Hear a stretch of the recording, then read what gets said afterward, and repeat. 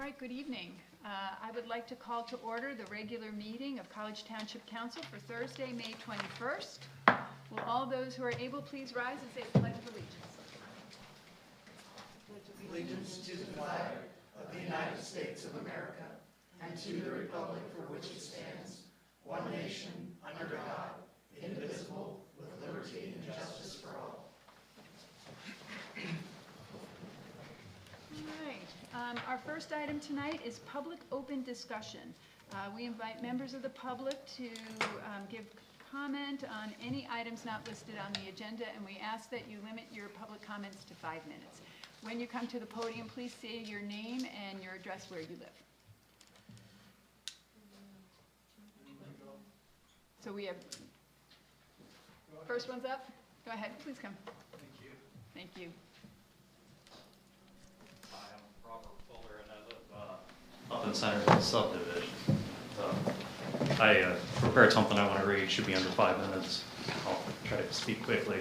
So the other night, I couldn't sleep, and so I went and sat on the couch, and I was thinking about the Wawa that was proposed there along College Drive at the bottom of Squirrel Hill. And so it had been kind of bugging me, and I didn't know why. Like, I know it's an environmentally sensitive area. Like, if you look across the street, Millbrook Marsh is right there behind the Hilton Garden Inn. And I was sitting awake, and I had an epiphany. I realized it's not just another gas station in the Spring Creek watershed. Like, it's more grave than that.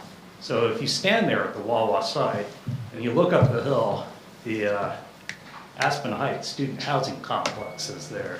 And I'm sure that some of you here recall that there's a stormwater detention system underneath Aspen Heights that was designed by Pantera Engineering and constructed underneath the parking lot. And it can store up to 1 million gallons of water. So what it does is it collects the rainwater and the parking lot runoff and funnels it into that groundwater recharge system that's underneath Aspen Heights, feeding it into the groundwater in Squirrel Hill. So a couple of important things about groundwater flow you probably already know. It flows somewhat slower than surface water because it's got to move through sediments, so sand, gravel, and sometimes smaller sediments. But more important to this discussion, like surface water, it generally moves downhill. It just does it underneath the surface. So here was my epiphany. The groundwater from that 1 million gallon stormwater system under Aspen Heights flows directly down Squirrel Hill, through the ground at the proposed Wawa site, then continues further straight downhill into Millbrook Marsh. And as I understand it from reading the site plan in the paper, Wawa is proposing putting underground storage tanks there that would hold 12,000 gallons of fuel. And those tanks would be directly in the path of groundwater flow from Aspen Heights up there on the hill, where the groundwater flows down into Millbrook Marsh. And then, you know, there in Millbrook Marsh, that groundwater enters Thompson Run, Slab Cabin Run, and Spring Creek. And it's a pretty short distance from the fen of Millbrook Marsh to that Wawa. So, you know, by the time you detected a leak, it would almost certainly already be in the marsh before you could do anything about it. And then from there, you know, that gasoline would flow into Thompson Run, down Slab Cabin Run, Spring Creek, and, you know, go all the way up to Fisherman's Paradise. That's where Spring Creek flows. So that's kind of my concern about putting underground storage tanks there. To be clear, I'm not opposed to a gas station. I just think it's not a great place to put one.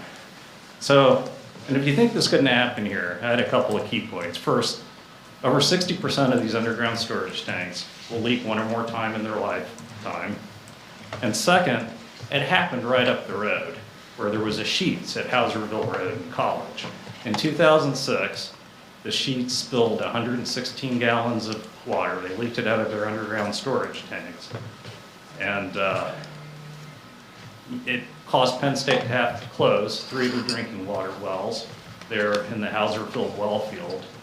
And Sheets built a permanent groundwater remediation system there. They have 10 water wells. They pump water up out of the groundwater. It's carbon filtered, and it's released into the Joint Authority sewers. That spill was 20 years ago, and we're still cleaning up after it. So I wanted to close by saying that I believe that Millbrook Marsh and Spring Creek, they're 2 important natural resources in this area, and they're part of what makes College Township special. Now, one could argue we should protect them just based on their intrinsic value alone. But one could also make a sound economic argument in that this is a world-class trout fishing stream down here in Spring Creek, and people travel here, fishermen from all over the world, to fish that stream.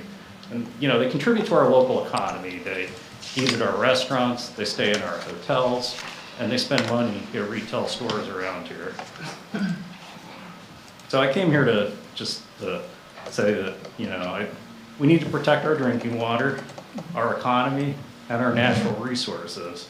And in that spirit, I think that Wawa could maybe find a more suitable and less environmentally perilous site for their gas station. Thank you. Thank you. Thank you. Thank you very much. Mr. Moore?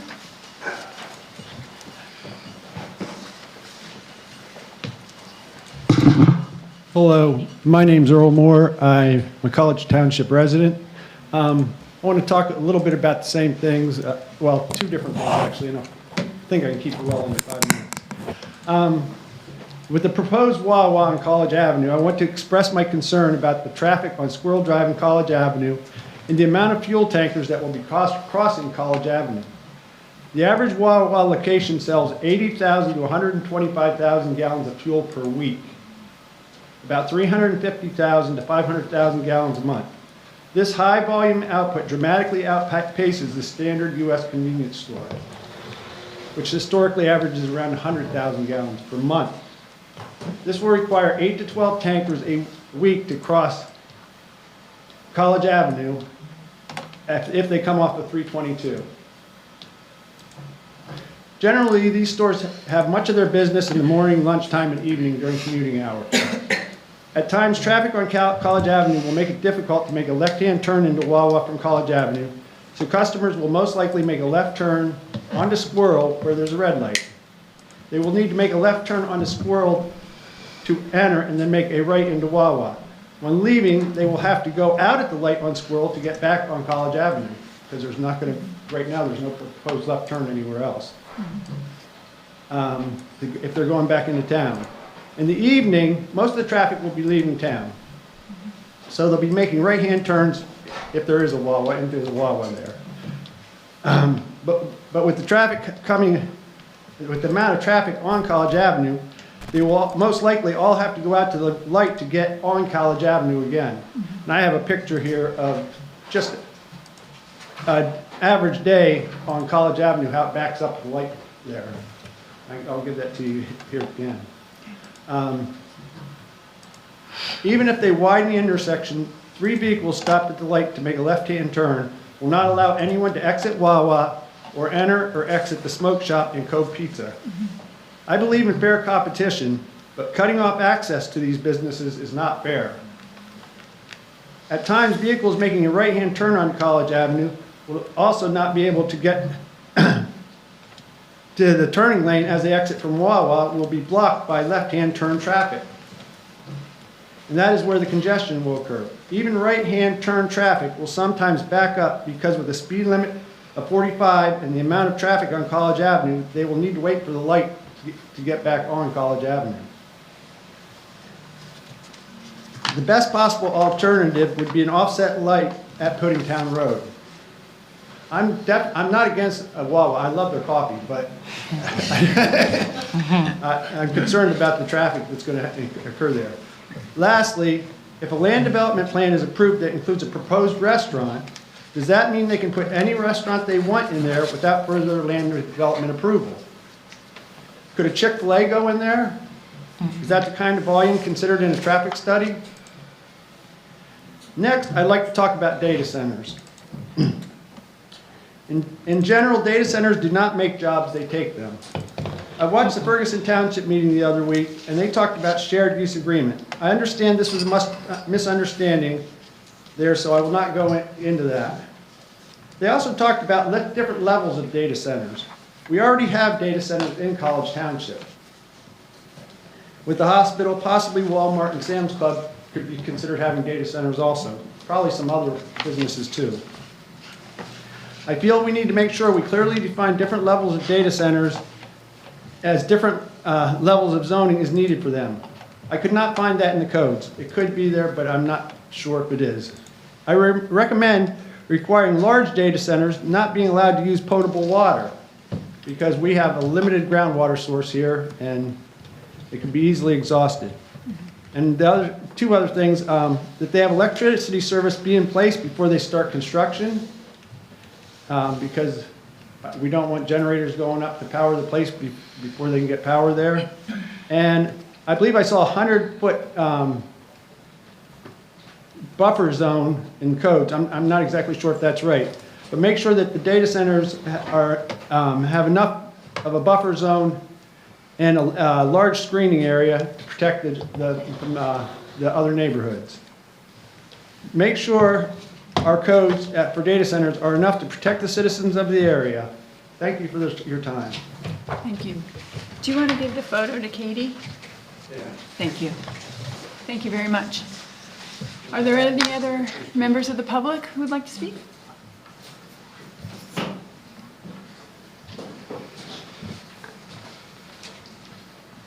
Hi, good evening. I'm Carrie Fuller. I live in Center Hills on Shamrock Avenue. I was at the Planning Commission meeting last night, and I'm here again. I did submit an email to you that kind of outlined a little bit. I'll admit it was early after I had first found out about the project, so it may have had a bit of an emotional tone. I've had a chance to do a lot more research, and following Earl and Rob, it's a tough act to follow. You guys did a lot of really good research. I wanted to acknowledge the memo that was provided. This is very helpful. Thank you. We are not opposed to Wawa. We don't hate Wawa. We understand that development is inevitable. We know that college towns are really, really hot markets. We just want to make sure that, when we do traffic studies, that we do them when we have peak season, because as you know, I mean, this road becomes very, very busy. It makes things unsafe for not just for us as drivers, but for the residents of the new housing addition there in Aspen Heights. I personally have had some scary moments with students who were, albeit illegally crossing, but still they're human beings, and I don't want to take anybody out. So, and I don't think anybody wants a bad situation. So I just wanted to take a moment to thank you all for considering this, for hearing us, for providing us with this information, and for giving it your thoughtful consideration. Thank you. Thank you very much. Is there anyone else from the public who would like to speak? Is there anyone else online? Okay. And Ms. Fuller, thank you for mentioning the item that's in staff informatics. That's informative. That's what I would ask people who are looking into this issue. There is information on what council can and can't do with particular regard to the municipal planning code. So thank you for taking the time to look that up and call that out. And there are printed copies in the back, so if you'd like to take those and share those with other residents, we'd appreciate that. Next item are new agenda items. So do any members of council have anything that they would like to add to the agenda tonight that's not already on the agenda? Okay. Next item is a special presentation.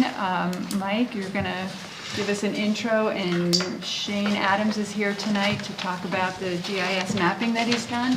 And then Representative Takak is here tonight to also give us comments after Mr. Adams' presentation. We are not taking public comment at this time on the presentation because this is preliminary information that's being provided for council's background information. And as we get closer to making decisions, we will open for public comment. Okay, I will just give a quick intro and then let Shane run with the show here. But this is following up to a conversation that was had at council back in March 19th meeting. You heard from Kevin Abbey, who was representing the Spring Creek Watershed Commission regarding a letter that was proposed to be sent to Governor Shapiro regarding the future of SCI Rockview property that spans both portions of College and Benner Township. At that meeting, council committed to having a further discussion about the Rockview property. At tonight's meeting, you're going to hear from Shane Adams. So if you haven't had the opportunity to meet Shane, I'd like to quickly introduce him. Shane is our Public Works Operations and Technology Manager. He's a longtime employee here, was our GIS technician for a number of years, and is moving his way up the rungs within the township. But Shane is a GIS expert, and he has prepared GIS base mapping for College Township that analyzed the entirety of the Rockview property. This mapping, as Shane will highlight, contemplates the property attributes, and I'll let him get into the details of those. But just to give a little bit of context and some framing here that I'm sure Representative Takak will address as well. This mapping was prepared to provide information to the decision makers at the state level. An understanding of the property that was in question as they're working through the process of contemplating the future of SCI Rockview now that it has closed permanently. I want to underscore this mapping does not presuppose any outcomes with the property as it is today, but it does identify areas that may be more suitable towards conservation and some that do have development potential. In addition to that, this discussion, as you all know, has been dynamic in the community. So we have some information that was shared by Clearwater Conservancy at their meeting on May 17th that will also be shared for council for an informative purposes. And as you noted already, Susan, this is strictly special presentation for information purposes only. There is no action anticipated or required at tonight's meeting. So with that, I'm going to turn it over to Shane and let you show the work that he has done. Thank you. Shane. Thanks, Mike. So yeah, this is a... It's fine. Okay. This is a story map about Rockview. So it's a spatial analysis and a mapping of the Rockview property, which is just a comprehensive assessment, objective view of the existing conditions to hopefully inform best use in the future. But I thought it important to first get a bit of a historical perspective of the property as it has changed over time. So what you'll see here is an aerial photograph mosaic taken in 1938 compared to a more recent ortho imagery captured in 2024. So over a close to 90-year time frame, we have a pretty decent idea of how this land has changed. And your first view of this, you see there's quite a bit of agricultural use in Rockview in 1938. And as we slide this, we can see how that land has changed over time. Really not too much. So a lot of it is still remained forested. That was forested in 1938. The only really major difference of development is the addition of SCI Benner in the upper right-hand corner of the property. Other than that, it looks generally about the same. So I think it's important to take a look at that change over time. A little bit about the objective of this project as it was presented to me. At the direction of Township Management, this mapping project was initiated to provide an objective overview of the Rockview property as it exists today. The primary goal was to combine various existing data sets into a single visual framework, allowing the public to view the property not as a uniform tract, but as a diverse landscape with the different physical characteristics. The core of this project involved performing an indexed analysis of the data, creating two distinct visual layers to show how the land breaks down based on its current physical and environmental features. That first layer that was generated, and I will go into how I ended up generating these layers, was the development suitability layer, as we call it. This identifies areas where existing infrastructure, flatter terrain, and proximity to current established communities intersects, showing where future growth could most naturally be supported. And that is identified here and later in the presentation by the orange polygons.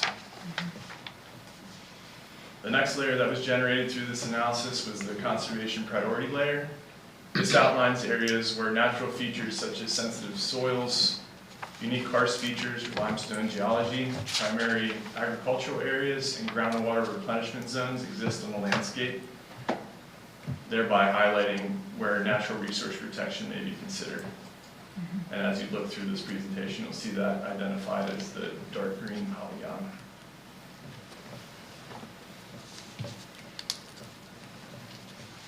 So a little bit about this process of modeling that we had undertaken. To move from the raw geographic data to a clear representation of this land, this analysis uses a process that essentially stacks these different mapping layers on top of one another, which we're going to go through.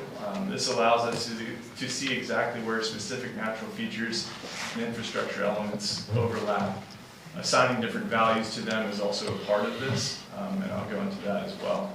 So rather than relying on just one piece of information, these two output layers are the result of looking at 6 different disparate data sets.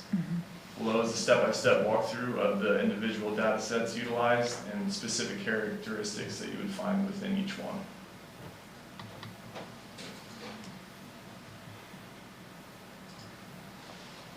So the first we looked at was the underlying attributes of this property, the geology and the soils that make the land. This data examines the property's underlying physical geology, soil characteristics, and enabled us to understand the natural land stability. So a couple of things you'll see on this map are limestone formations or karst formations. This maps regional subsurface geology that is naturally prone to sinkholes and also displays known sinkholes. When you look at the map, that is identified using the green dots. Those are either depressions or active sinkholes that have been identified in the property. The other that we thought important to note were the Nolan soils. These identify prime agricultural lands and well-drained soils as well. Those are indicated by the pink bands that you see in the lower lands of the Rockview property. The third that we added was colluvial soils. These are generally located along the mountain ridges and are known for shifting and not quite as stable as the lower lying soils that you'd find in the valley below. They're also not particularly well suited towards traditional building practices. That you'll see in the mountainous region. That's indicated by that peach color.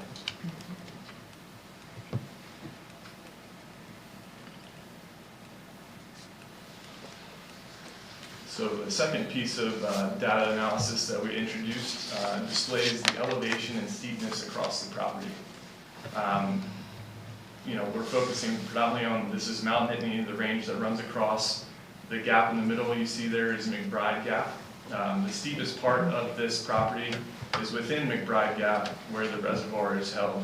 That is the headwaters of Logan Branch, which then does actually go underground. But the steepness of this topography is also displayed through the north-facing slope towards the valley, and then it gradually tapers down into the valley floor where you see the white or the lighter tan color, displaying the fact that it's a bit more even down through there in agricultural lands. So that is what the terrain there is indicating.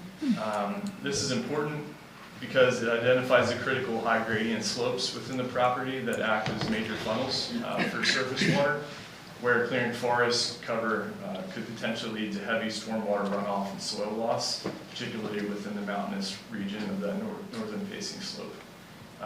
This also displays some significant development limits to the property. It serves as a clear physical boundary separating the rugged protected mountain terrain from the flatter, potentially buildable valley floors below.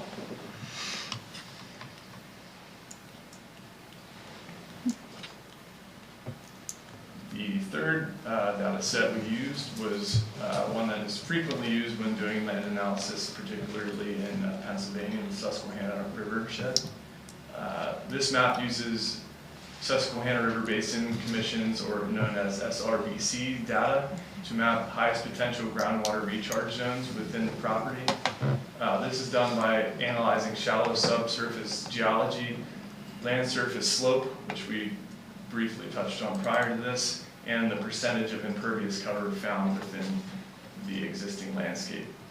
This is important to note because it represents aquifer replenishment by pinpointing primary areas where surface water filters down into the underground aquifer. It also will help support a water table by protecting these areas. This also identifies unpaved, open ground that directly feed the broader local water supply. And that again is shown using that teal blue color.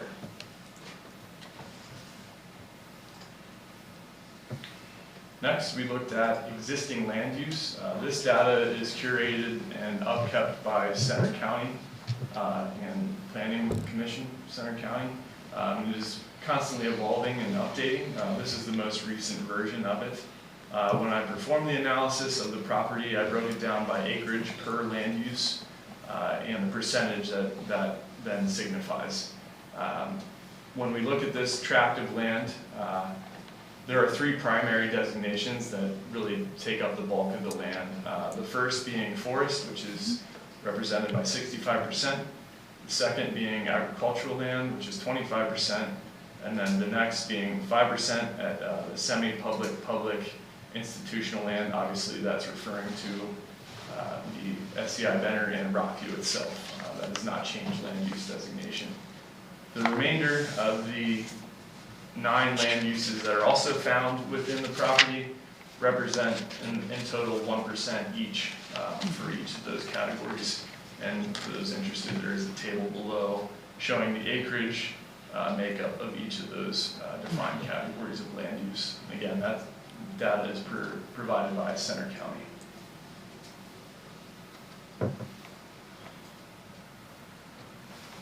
Next, we wanted to look at the developed areas and municipal boundaries to just get a sense of the land as it exists in the broader scope of things. This data set shows the existing built environment alongside regional planning lines to illustrate current development patterns surrounding the property. The first thing you'll see is the built environment, not significant in this property. That's indicating building footprints as they exist. Those are the brown, dark brown polygons within the property. Obviously, the primary ones are the 2 prison sites. Secondly, we looked at the urbanized area, which was updated in 2020 via 2020 census. One thing that did change in the 2020 census from 2010 was the inclusion of the SCI Benner property.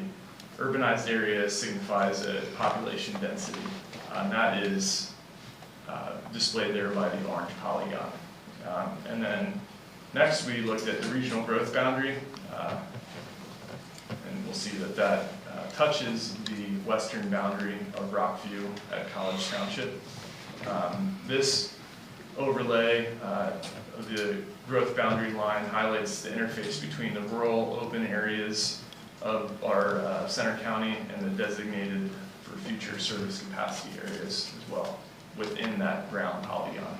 And you'll see that that does overlap with the urbanized area actually quite nicely.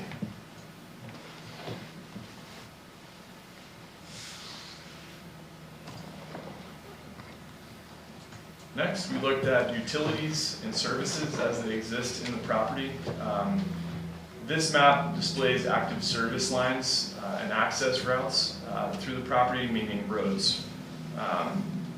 And this shows how the property could potentially connect to future sites as well by showing service areas. So the service infrastructure combines the existing regional roadway network with public water and sewer service areas.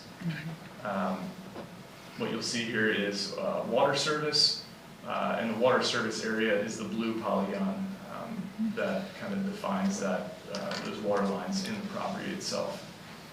There are two primary feeds to the property, one being from Bellefonte to the SCI Benner, which also does have sewer capacity, and then the next being McBride Gap, the reservoir in the gap of the mountain. There's a water line that ran down to the Rockview property from there, and that's why you see that polygon reaching up into the mountain. Shane, just one question. There's also a connection from the College Township. Yes, yeah, we have the capacity to serve with an interconnect there. It has since been disconnected, but it would take a day to actually reconnect it. All of the water line in that area, service from College Township Water Authority, is it's still in place. So it would take very little effort to actually reconnect it. Currently, we just have a flushing station at the end of our line, which ends right outside of College Township boundaries near the Shuey property. Thanks. So after I take all of that data and index it with certain parameters, we get this final spatial output. You'll see here, these are the two polygons we touched on in the beginning. So after that analysis is performed, the program and model spits out this data here. So the first we're seeing here is the conservation priority layer, which again combines geology, terrain, water recharge potential, and that outlines 3,176 acres, or 74% of the property of identified lands for conservation. Secondly, the development suitability layer. This combines land use, building footprints, utility corridors, while omitting sensitive terrain and other features, which generated 1,099 acres, or 25% of the land of identified lands for development. This data synthesis, when you merge these layers together, allows you to make calculations based on the land area, and also I think gives you a good perspective of how the land actually breaks down in an objective way when you run through the indexed analysis. So after this, I thought it important kind of just to look at Rockview in College Township. Obviously, that's where we are.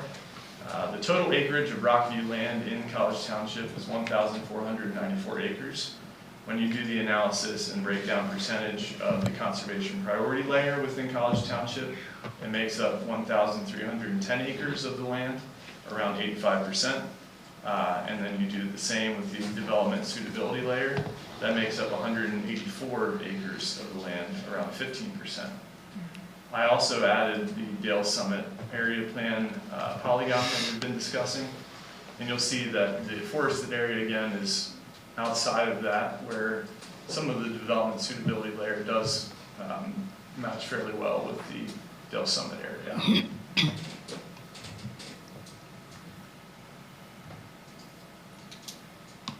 And Mike briefly touched on some proposed conservation initiatives that we were provided mapping by Clearwater. The one they really highlighted was wildlife corridors. I did a geo-reference of the map that they had generated, and I'll zoom in so everyone can see. What they had proposed was a trail system that connects the foot of Mount Nittany to the Spring Creek Canyon by way of utilizing two known underpasses under Route 99. So you'll see that there's a buffer around, it's a 500-foot buffer around the trails that they had proposed, and they actually do, those underpasses do exist under I-99, and that just displays a potential, pedestrian/wildlife corridor that could connect the two recreational properties and also wildlife habitat throughout the land. And when we do look at the analysis, it does match fairly well to the layers that we had proposed for conservation use. That is the end, so any questions or comments? I think we'll invite Paul Takak, Representative Takak, to give his comments, if you would. Sure. And then we can take questions, comments from council. Thank you. Do I have to identify myself? State Representative Paul Takak, Shamrock Avenue. I'm also reminded how I used to spend many enjoyable Thursday evenings here with you all. So Thank you for the opportunity to come back. My first comment is, wow, fantastic. Thank you so much for all the work you've put into it and all the resources the township is invested in providing this information. I just want to share with you that as this is being developed, I have been walking around the Capitol with large printed maps and shown these to people. That I have a copy at each of my offices because this is really important information. So what I hoped was just to maybe give you a little level set, a little update maybe on where we are through this whole process, just to reassure you that we've been, from the very beginning, from the announcement back in late February that this was going to happen, I've been in almost constant communication with the administration, with the Department of Corrections, Department of General Services, to try and keep tabs on this, because I know just how important this is to College Township, to Benner Township, and into our entire county and community. So just to level set, first of all, I want to update council and the public on sort of where we are. The process, I've always tried to think of this in sort of 3 phases, right? The first phase was the actual closure and what would happen to the staff, the inmates, the vendors, all of the people that were directly working at or with the Rockview. And so right now we're sort of at the end of that beginning. It is closed. All of the inmates have been transferred. All of the staff and correction officers have been transferred to new facilities. I am proud to say that 99% of them got either their first or their second choice as to where they would go. 93% of them got their first choice. So I think we ended up in a good place with that. But we're now sort of entering the beginning of the second phase. Now, at this point, the Department of Corrections is assessing. They're moving out 110 years of records and equipment and all of that, which is no small undertaking. But they're also looking at an assessment of what they need. This is a very unusual and highly complex situation. We've closed state correctional institutions before, but rarely have we had one right next door, right? That shares infrastructure, that shares security perimeters, that shares a lot of the things that Rockview had, which was very unique. For example, the forestry camp, right, and correctional industries. We know that the forestry camp is going to be transferred, already has been transferred, the responsibility of that to SCI Benner. A forestry camp presupposes a forest, so therefore, there's some issues around what land will actually become available. And, there's ecologically sensitive areas. There's still actively farming some of that land. There are still animals and livestock that are there. There's still facilities there. So this is a long process in determining what they want to keep. And frankly, I think it may be a lot less than we think right now, but that's just a guess in terms of what's going to happen. I don't know exactly. I've not been a direct part of those conversations, but I have been keeping them aware. And I will say that your work is really helping inform a lot of that. So thank you for that. At the point where the Department of Corrections assesses what they may want to keep or what they may want to divest themselves of, it then gets transferred by law to the Department of General Services. They then take responsibility for that land. And at that point, once we have a better understanding of what may or may not become available, that's when my insistence is that the public process kicks in here. I want to hear from everybody, from the local municipalities, from the county authorities, from environmental groups, from agricultural groups, recreational interests, development groups. What is it that we might be able to do with any lands that might become available? Because these are public assets. They are owned by the people of the Commonwealth of Pennsylvania. So the goal would be to try and understand what might be the best and highest uses of these lands. My goal is that be public, transparent, deliberate, and that all voices are heard, because that is critically important that we get to that point. What is the best and highest use? And then at that point, responsibility shifts to the General Assembly to myself, my colleagues in the House, my colleagues in the Senate, and the governor, because any sale or transfer of disposition of state assets requires either the surplus process, where it's sold directly for assessed worth, which is typically not done at all with any of the lands. It's done through legislation. And that's going to require us to work in a bipartisan way. That's going to require us to get buy-in on this. And we need to, again, make sure that we're very deliberate in this. I will say, I've been asked, what should and what shouldn't happen. I don't know what should happen with this land. First of all, I don't know what land or what assets will become available. But that's not necessarily for me to decide. Certainly not me alone to decide that.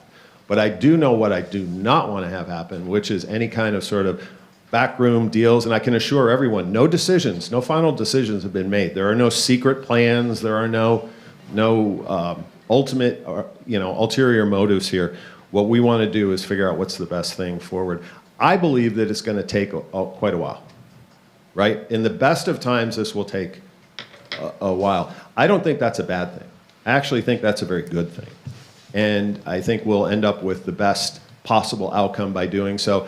I will say this is also, as you know, between the Dale Summit development, between the development further up Benner Pike, Shiloh Road, the Spring Creek Canyon, the Mount Nittany area, this is a really complex, this is truly the heart of College Township and Benner Township and of our area. So I want to make sure that we do this the right way. I'd be happy to answer any questions, but I just wanted to make sure that you all knew that we are staying on top of this. And once again, thank you, Shane, for your work. It really is helping us. Thank you. Sir. And Shane, thank you again for the work that you've done and for the presentation. Representative Takak, you may want to stay at the podium in case we have questions for you, if you don't mind. I know how this works. Stay in that seat. Thank you. Okay. We'll open this up now for council questions. Eric, do you have any questions for Shane or for? Question for Shane. As you move up the rungs of ladders, at what point do you get a regular name tag? He's not to that rung yet? Getting there, approaching. Just checking. I think based on that presentation, you ought to be close. Yeah, very good. Anyways, Paul, we were pinged, same questions you were asked by the local media not too long ago. And I didn't necessarily dodge the question, but all I really did was share with them the process the community used 20 years ago when the state divested of 1,000 acres that is the Spring Creek Canyon. So, a lot of those factors are at play here. And, I just keep saying this until people get tired of hearing me say it. The process that we used 20 years ago met a lot of the criteria that, you just identified. I agree. And there may be pieces of that could be useful as we look to, when we get to that point, assuming there is some property, it could be of use. Certainly, as part of that, I'm very proud of the outcome. I think anybody who uses that area or sees how the responsibilities were divided up in ownership should be proud also. So that was just my comment. Thank you. I'm there weekly, so thank you Yeah. for all of your work on that. But initially. Yeah, there were some decisions made that then were rescinded, and then it became a much more public process. So, we do look to guidance for you in making sure that we. But ultimately, if I may comment, that was a legislative transfer once that happened, right? So that ultimately is where we need to find consensus as well. I think it was a legislative transfer before that happened, and then an amended legislative. Oh, okay. Well, action. that was before my time. I would have voted no on that. Gretchen, you have the background. You're on the Spring Creek Watershed Commission as well. Yeah, well, thanks, Paul, for coming and talking with us. I've been trying to figure out for a while exactly how the process works for the state to divest the land. And so you, and I went to your office and talked with some of your staff, and they were super helpful, so thank you. I'm still just a little confused, so I'm gonna ask just specifically. Okay, so you said that the Department of General Services decides. What did they decide? The Department of General Services takes responsibility for the land or the assets that the Department of Corrections no longer wants, or that they deem as surplus. At that point, responsibility shifts from the Department of Corrections, essentially from their line item, from their portfolio, to the Department of General Services. Typically, as with the boot camp, the Kehana boot camp up in Clearfield County that was closed, they then go through and they ask other state agencies if they have any preferential use for that land. Now, in the case of the boot camp, it actually will almost certainly revert to the Department of Conservation and Natural Resources, which had it before. They will keep that land. So it's possible that another state agency might take responsibility for some of those lands before they ever get to the point where they deem it surplus. At the point they then deem it surplus, then they have to go through the whole sort of land use analysis, which this will be helpful for, an assessment of the potential values of those properties. And at that point, then the process kicks off as to either do it as a sale or an auction for those lands, right? Which is a process that has not been used recently, but which Senator Dush is trying to revive for certain properties that have, frankly, been on the books for a very, very long time, to try and revise those to more expedite the transfer of those. I don't think that's going to be an issue in our case, but there are locations that, quite frankly, have fallen into disrepair. There's ongoing maintenance costs. They're blighted properties and those kind of things. So I don't think it will proceed to an auction type surplus. I believe, because given the value of the land, it will then proceed to a legislative transfer. We recently did this with the Curtin Village in Eagle Iron Works, right? They had, that was owned by the Pennsylvania Museum and Historical Commission. And once the Roland Curtin Foundation got up and running, they were then able to take responsibility. We transferred ownership from these state lands to the Roland Curtin Foundation with some deeds, restrictions, but they now have responsibility for those lands. So does that clear up your question? Partially. Okay.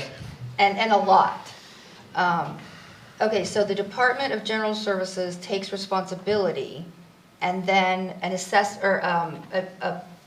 it goes out to all the agencies to see if there is a need for it by any other agency, any other state agency. And then if there is, then does it stop there and they decide what happens? Or does it go to the legislature? They then take responsibility for it and look to dispose of those assets.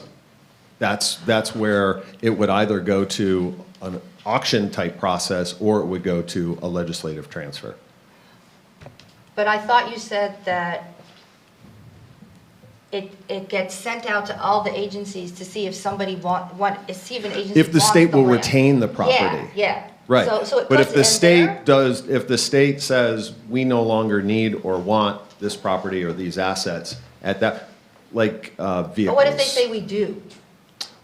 Then it will remain a public asset and it will remain the responsibility and ownership of the Commonwealth of Pennsylvania. And that's decided by an agency that needs it, or that's decided by the governor?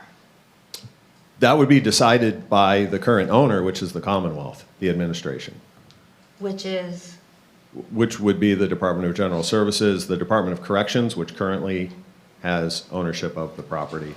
So who decides within those agencies? Is it like the Department of Corrections is going to decide what they want or need to keep. like the leaders of the department? Are there specific people? Yeah, there's a committee that has formed A within committee. within the Department of Corrections.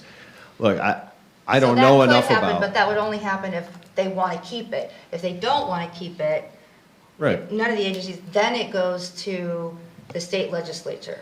And then the state legislature decides what it decides. Works with the Department of General Services to determine what would be the best path forward, yes. And have you heard that any agencies are interested in it potentially, or just, We've not gotten that far. I mean. okay, so we're no. not there yet? No, Okay. we're not there yet. Okay. I've talked to a lot of folks who have an interest in keeping it as agricultural land, for example. That could be under the auspices of the Department of Corrections, as it currently is, or it could be under another state agency. I don't know. At that point, it really is, they're the ones, as the executive branch, they administer the assets of the Commonwealth of Pennsylvania. And we as the legislature can help either procure, obtain, we have budgetary authority to do those things, but then to sell the assets, to actually divest the Commonwealth of those assets, that would require legislative action. And we just don't know if that's going to end up happening or not right now. We do not know. This is super helpful. And then, just as you said, we're not there yet. So as things unfold or conversations are happening or interest is starting to be shown or no interest is starting, it's becoming clear that that's not going to happen, that's not going to surface. Obviously, it'd be super helpful for council if you could just, think of us to communicate these things. Every day, I think. Thank I have not We thought. think of you every day too, Paul. I call it the R word in my world. Yeah, I think of Rockview, I think of our community, I think of College Township and Benner, and the potential implications of this for quality of life in our community and what it means, and I take that responsibility very seriously, and we'll continue to advocate for the community. Yeah, the only other thing I would add, which is not a question for you, but since you're here, I get to tell you. Obviously, you're aware that there's a lot of desire for a local stakeholder group to be formed and then, utilized for any possible input that could be helpful for you all. So I know that would be something that would be very important locally. I welcome that. We welcome that. I know that there was recently a letter that was written to the governor, right? And it was spearheaded by Clearwater Conservancy, but signed by Mount Nittany Conservancy and many other organizations, the Pennsylvania Farm Bureau, the Center County Farm Bureau. That was very well received because I think a lot of the desires that were stated in that we have in common. And I can tell you, working directly with the governor knows of my interest in this. Every time I see him, I mention it. And, his administration, they understand the importance of this. Okay, thanks, Paul. And Paul, that's the model we used 20 years ago and the one I've been advocating for, or some form of it, updated form of it. Rich? No, I think everybody's covered it pretty well. Appreciate the representative being here. Where would you rather be? Where else would I rather be on a Thursday evening? My old seat, by the way. Yeah, I just want to echo the comment to Shane. Very, very well. Very, very good job. Very good job. And then thank you, Representative Takak. And I know there's no like clear line, but just curious, as like you said, we're not there yet. Where are we? I know we're like in the beginning stages. Typically, where we acquired like a facility, like the boot camp, how long has it taken for something like this to get to complete? There are correctional institutions and other properties that have been closed many, many years ago. But because of their unique situation, because of the costs of repair or the costs of redevelopment or other constraints, they simply are still on the state's books and they're still costing the Commonwealth money. We don't want that to happen. We don't want any of those costs to transfer certainly to our local taxpayers, right? So our objective would be, once we know what assets are going to be not needed by the Commonwealth, we'd like to move quickly so that it doesn't become a burden and that we try and get the maximum benefit out of that. But I don't want to rush this process at all. I hope at the end of the day, everybody feels heard and everybody feels like they are, their thoughts and perspectives were taken into account.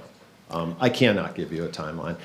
As for when the department is going to decide what they may want to keep or may want to retain or transfer to SCI Benner, that process is moving along, but there's complexity to this. So, especially with an existing model there and the infrastructure that's there.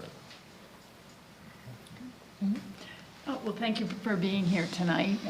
Thank you very much, and I'm glad that you are our presence in Harrisburg and that you're listening and you're also speaking up. I read something today, I'm not sure whether it was one of our summaries, but this is a generational event for the area, and so moving slowly is certainly my preference over moving quickly, so that process can unfold as it needs to unfold. And it sounds like you'll do good stewardship for us.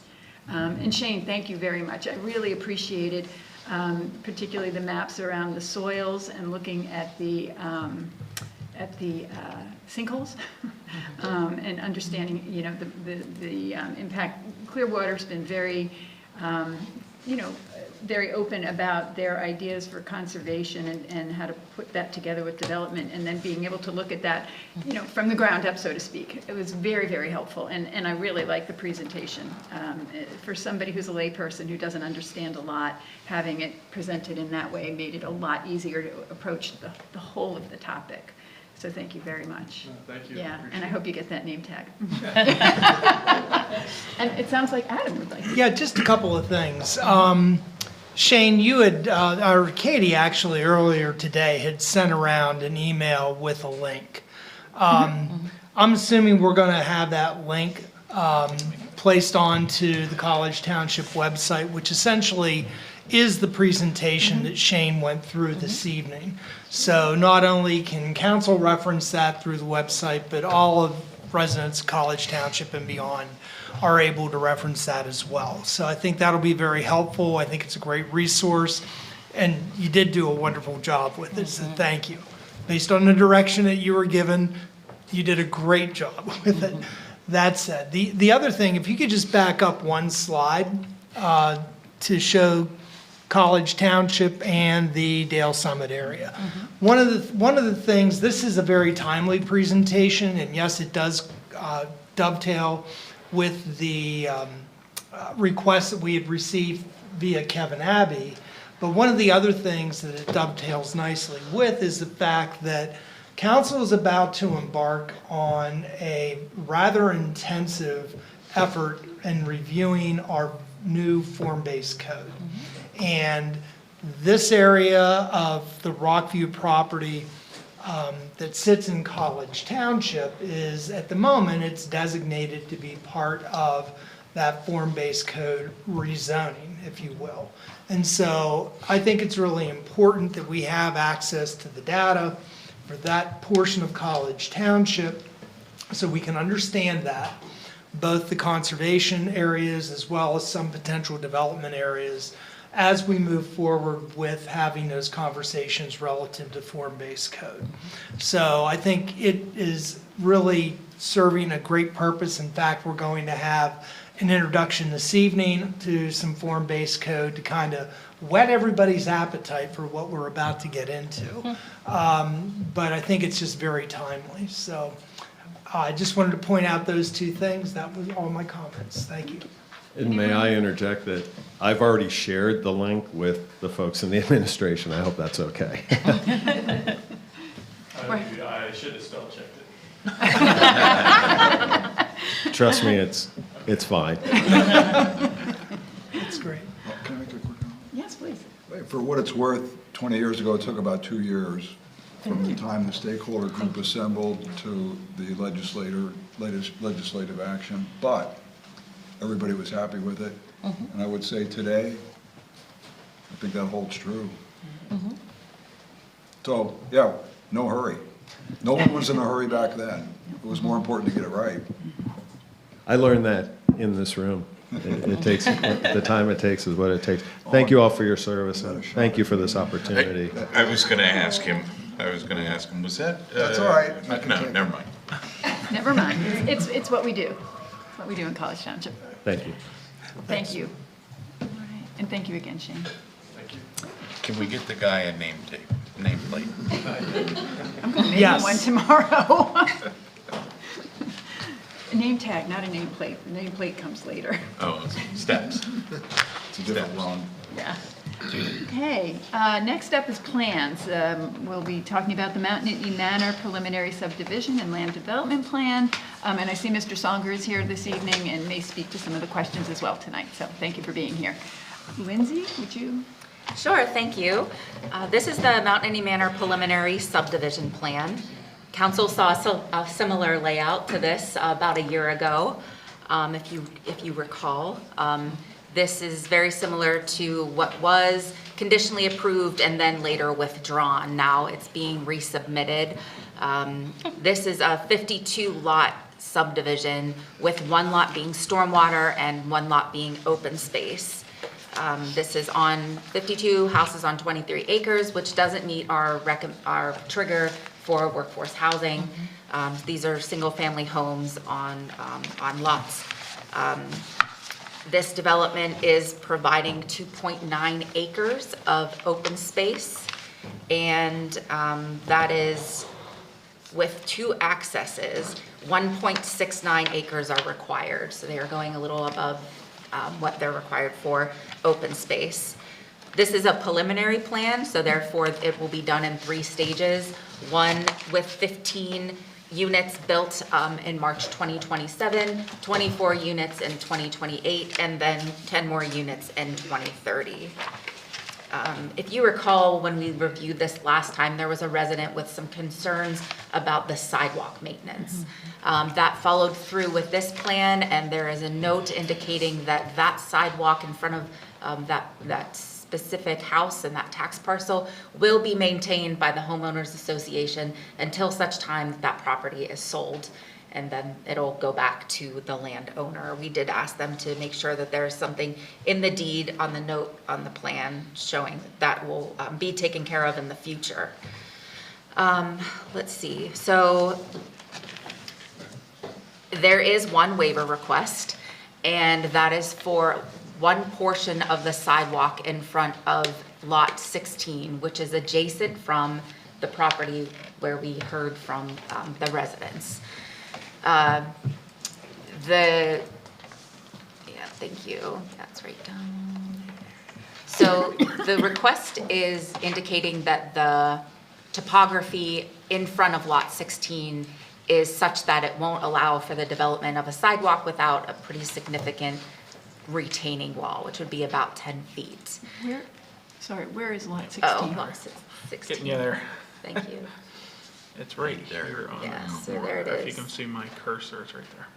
Okay. Yeah, so lot 16 backs up to the, let me see here, let me zoom in.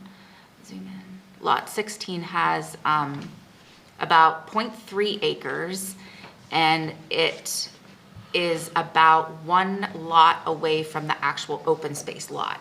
That was one of the concerns of Planning Commission, access to the open space lot. So they were okay with the waiver request on lot 16, knowing that across Matilda Avenue, a sidewalk exists the whole way to Rhodes Lane, with a crosswalk that will get you to the access to the open space.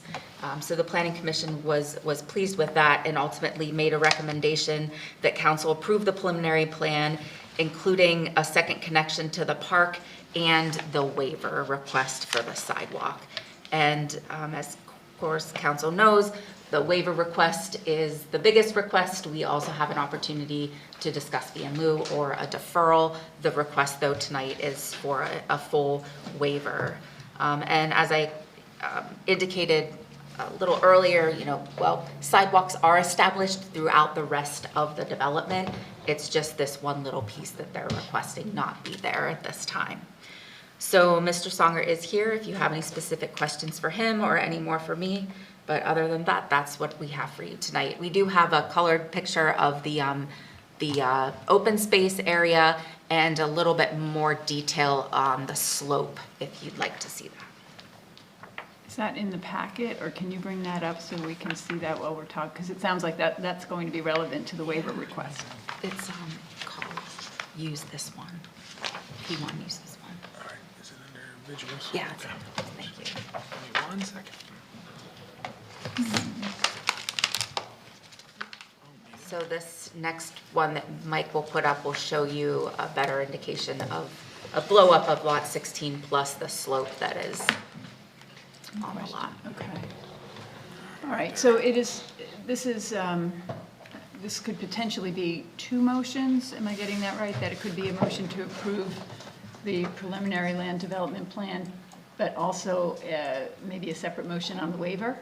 The planning commission made a recommendation, which is tied to the motion memo that you have provided by Dawn, number 9 and 10. One says approve sidewalk waiver for lot 16. Number 9 says show access from Matilda Avenue as designated park entrance. So one motion should be acceptable. Okay. All right. Rich, do you have questions or comments? Yes. So I read Pantera's memo, and I read it more that they were discussing the elevation issues of the existing home as opposed to 16, at 16. So I had a question on that. Lindsay already brought up the addition of the note, the 17F, until sold. That wasn't, we hadn't actually discussed that part. We had definitely discussed the homeowners association maintaining that. So I just want to make sure everybody was aware of that additional language in that note. I had a note about delineating basically the opposite roads lane for the open space pathway, because we've ran into that in other areas where we haven't delineated that, and it's become an issue in the neighborhood and everything. So I was glad to see that Planning Commission took that. I did note that the lot 16 can cross to cross and everything like that, but I'm mixed on the burden on lot 16 for that additional spur. If we're going to approve that, I think we need to be more specific in our motion, saying that we're approving a sidewalk waiver for, that side of lot 16, not all of lot 16. And similar, the access from Matilda Avenue, maybe a little more specificity, whatever, on that. But that's all I have for the moment. Thank you. Gretchen? Yeah, my question is, so for lot 16, there's going to be, if the waiver is granted, there's going to be a sidewalk up to 16, no sidewalk at 16, and then sidewalk on the other side? So there will be a sidewalk along Stella, both sides, the whole way to Matilda. You'd have to cross Matilda then, and the sidewalks come clear down to the end of our subdivision. But there will be sidewalk along one side of lot 16. What we're looking to do is not have to do this sidewalk along here on Matilda due to the slopes. You require retaining walls to continue that sidewalk further down. Each of these property owners, if they were ever to put the sidewalk in, would also require it. Is there going to be a sidewalk at, I'm trying to see it from here, my eyes are not that good, 14, 13, that's going to have a sidewalk? Oh, yeah. Yeah. Okay, and then looking at it to the left of 16, is there going to be a sidewalk there? Not here, no. No. No, there isn't any sidewalk there now. Okay. Okay. We are going to be installing new sidewalks per the ordinances that are required everywhere else. This is the only short section of sidewalk we Okay. that was Okay. But as everybody said, there's access to the open spaces here and up at the end of the cul-de-sac. And people have safe travel across the streets here at these two crossings. And again, if they needed to get a little further down Matilda, they can get on the sidewalk Across the on the street. north side of Matilda. Yeah, the reason I asked is because, you know, just picturing people walking there, because there's sidewalks, that's what people do.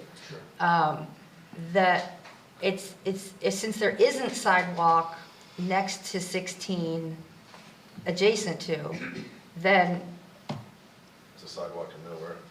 well, and I don't mind a sidewalk to nowhere. Oh, okay, all right. Because eventually it can be connected. We've all dealt with that. a I lot know, in but the eventually it past. can be connected. But if there isn't one there now already, then it's not gonna be a blank lot with no sidewalk, but there's gonna be sidewalk there and sidewalk, and there's Sidewalks on not both gonna be sidewalk there. So just thinking about the interruption of, you know, a person on wheels, whether it's, you know, any kind of mobility device or strollers or whatever, it sounds like they're gonna have to cross the street no matter what. That's right, and that's a good point, because if they got here to the end, there wouldn't be a crossing. Here, at least, there are gonna be established crossings to get them across Matilda safely, versus coming down here, to your point, hitting a dead end, and then either having to cross the grass and cross at a non-crosswalk. And there's sidewalks on both sides of the street, like where 14-3, All of this, and there's Both two, sides. there's both sides here, Okay. and this is only one side, just on these two right, lots. okay, thank you. Could, following up to that, so the real pedestrian path is going from 16 crossing over Stella towards 14, and that's where the curb cut is on the opposite side of Matilda. Eric? Yeah, I know why Tom's here, because neither Mark or John want to show up for a plan that has a sidewalk waiver request. They've been through that hell before. And he used those words too. Sidewalk to nowhere. Right. Yeah, he'll learn.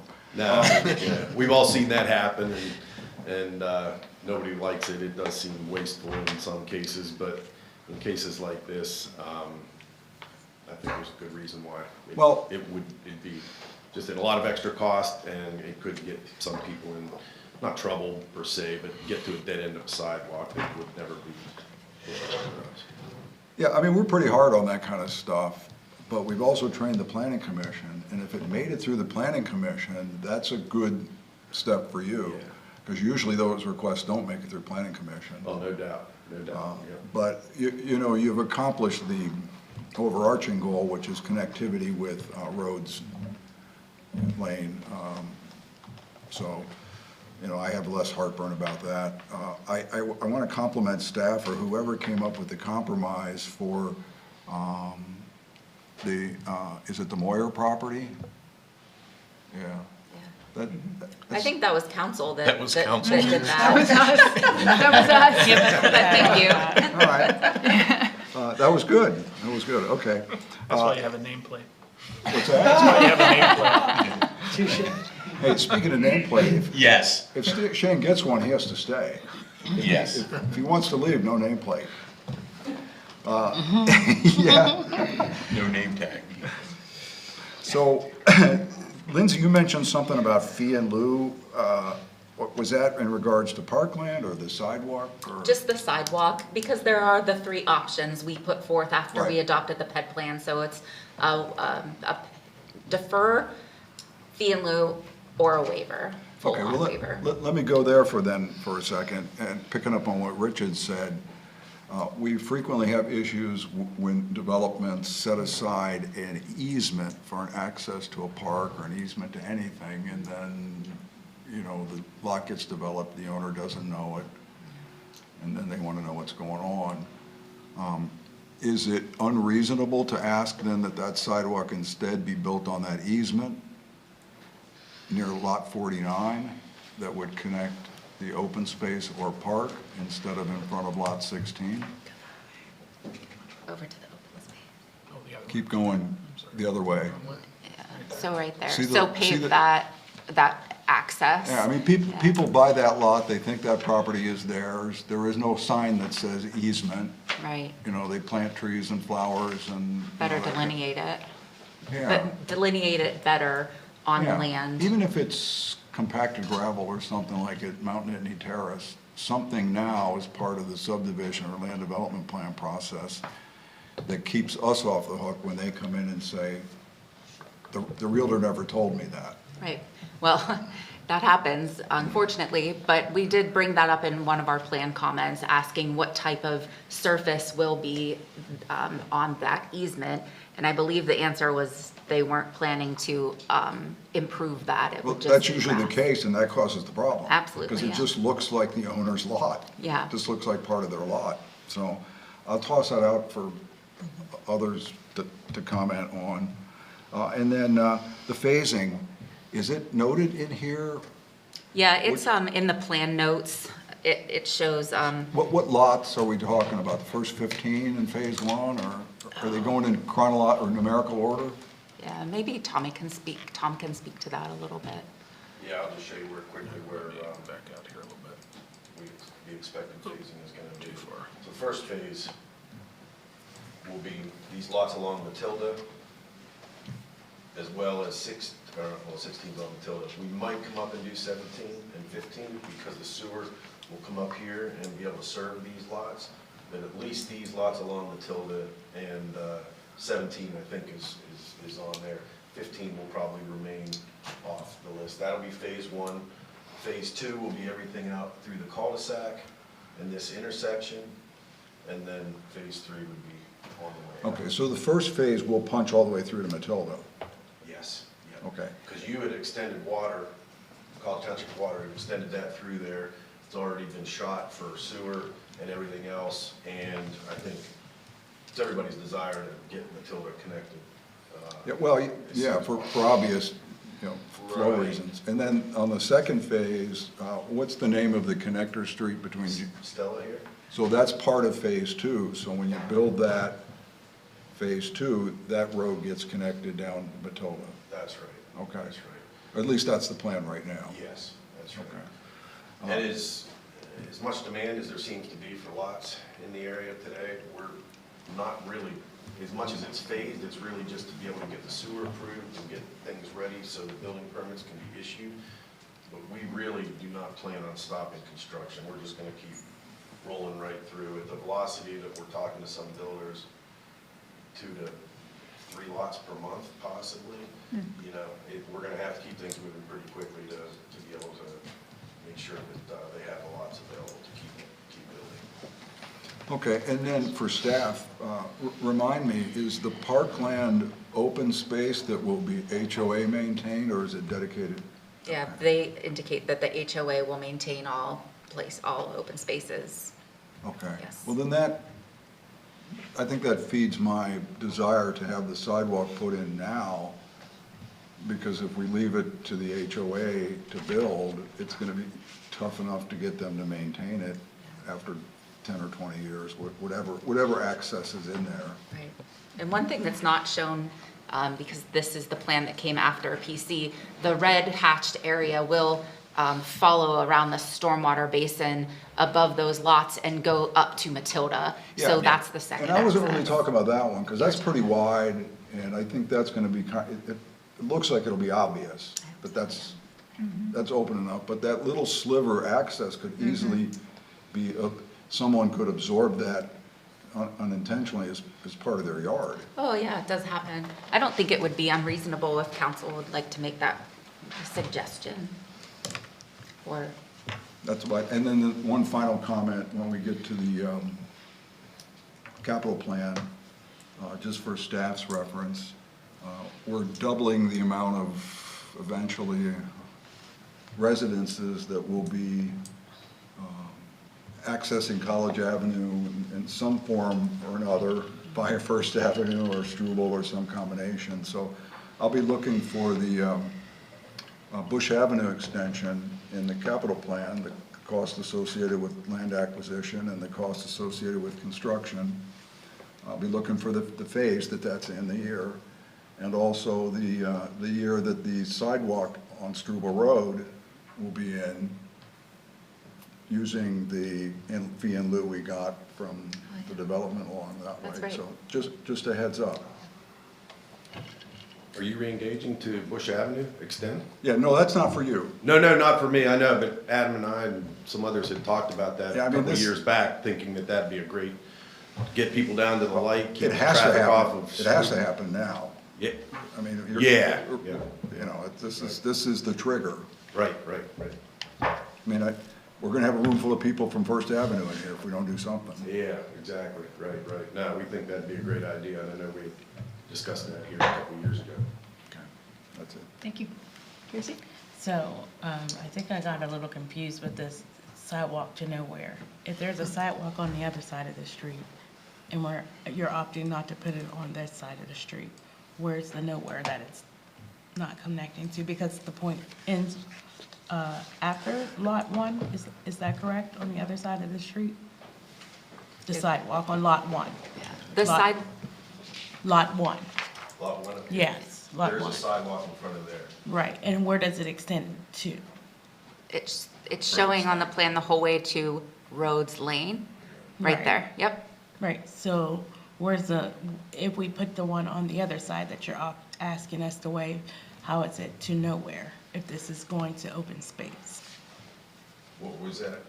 So 16, Yeah. you're asking us to waive it, and I'm asking, how is it a sidewalk to nowhere?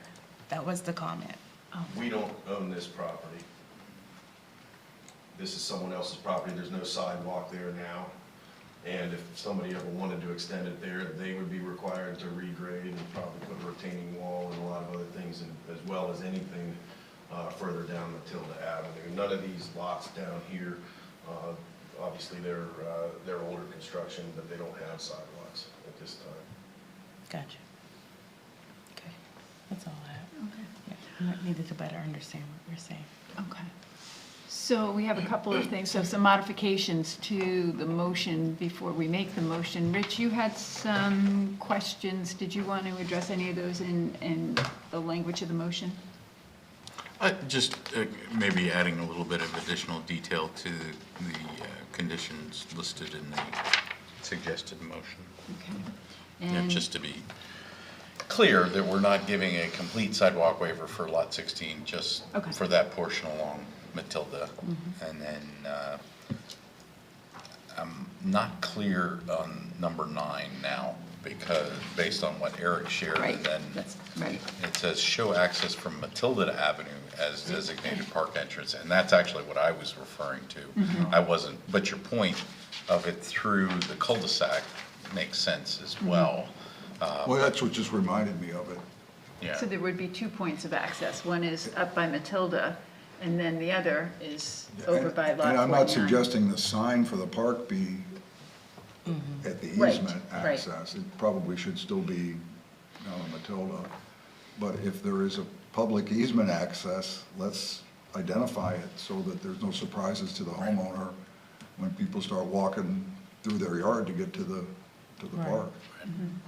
And it seems like an easy swap for the sidewalk. Right. And I don't care if it's sidewalk, I would leave it up to the engineers.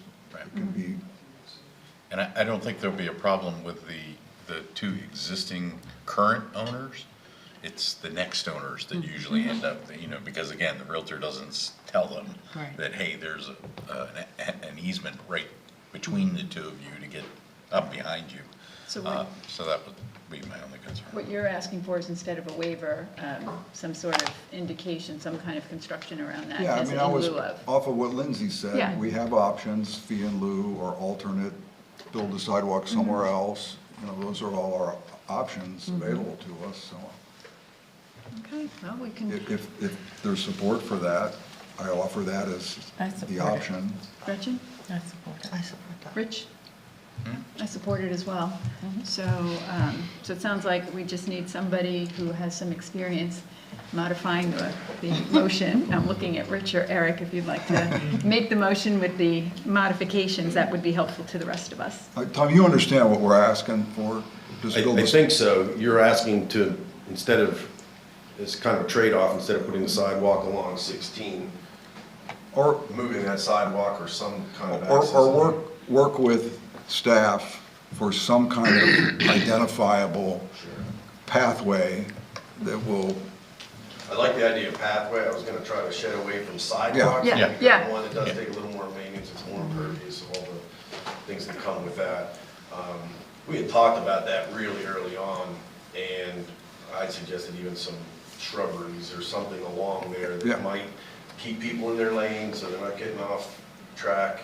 And, we'll be darn sure that, well, it'll be shown on the plans and certainly be noted on the deed for any of those buyers to know. But we all know, I'm a realtor myself, and I just know there's a lot of people that don't understand that, and they will come back and haunt us all if they're not told about Right. this easement. So I'm fine with that, yeah, Okay. and, we can certainly work on that. Then I'll suggest something in place, or unless you have something in place. Well, another time. I'm gonna ask, are we talking one or the other or both? Yeah, where's the other one? I understand the one with the cul-de-sac. I can see it, I can see that there's a proposed driveway, and I can see that very easily getting kind of snapped up by the owner of that property because it's rather narrow.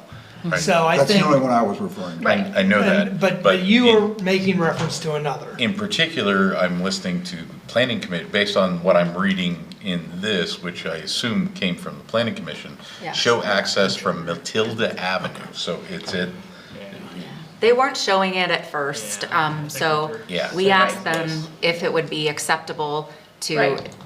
have that access shown as an access, because it wasn't at first. So they were fine with that, and the planning commission made that recommendation.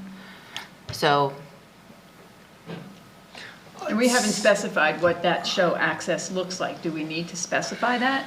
I think we were just asking Okay. them to kind of move that hatching over on the plan, because that easement's already owned, will be owned by, it's going to be a part of the open space and owned by the HOA, just like the,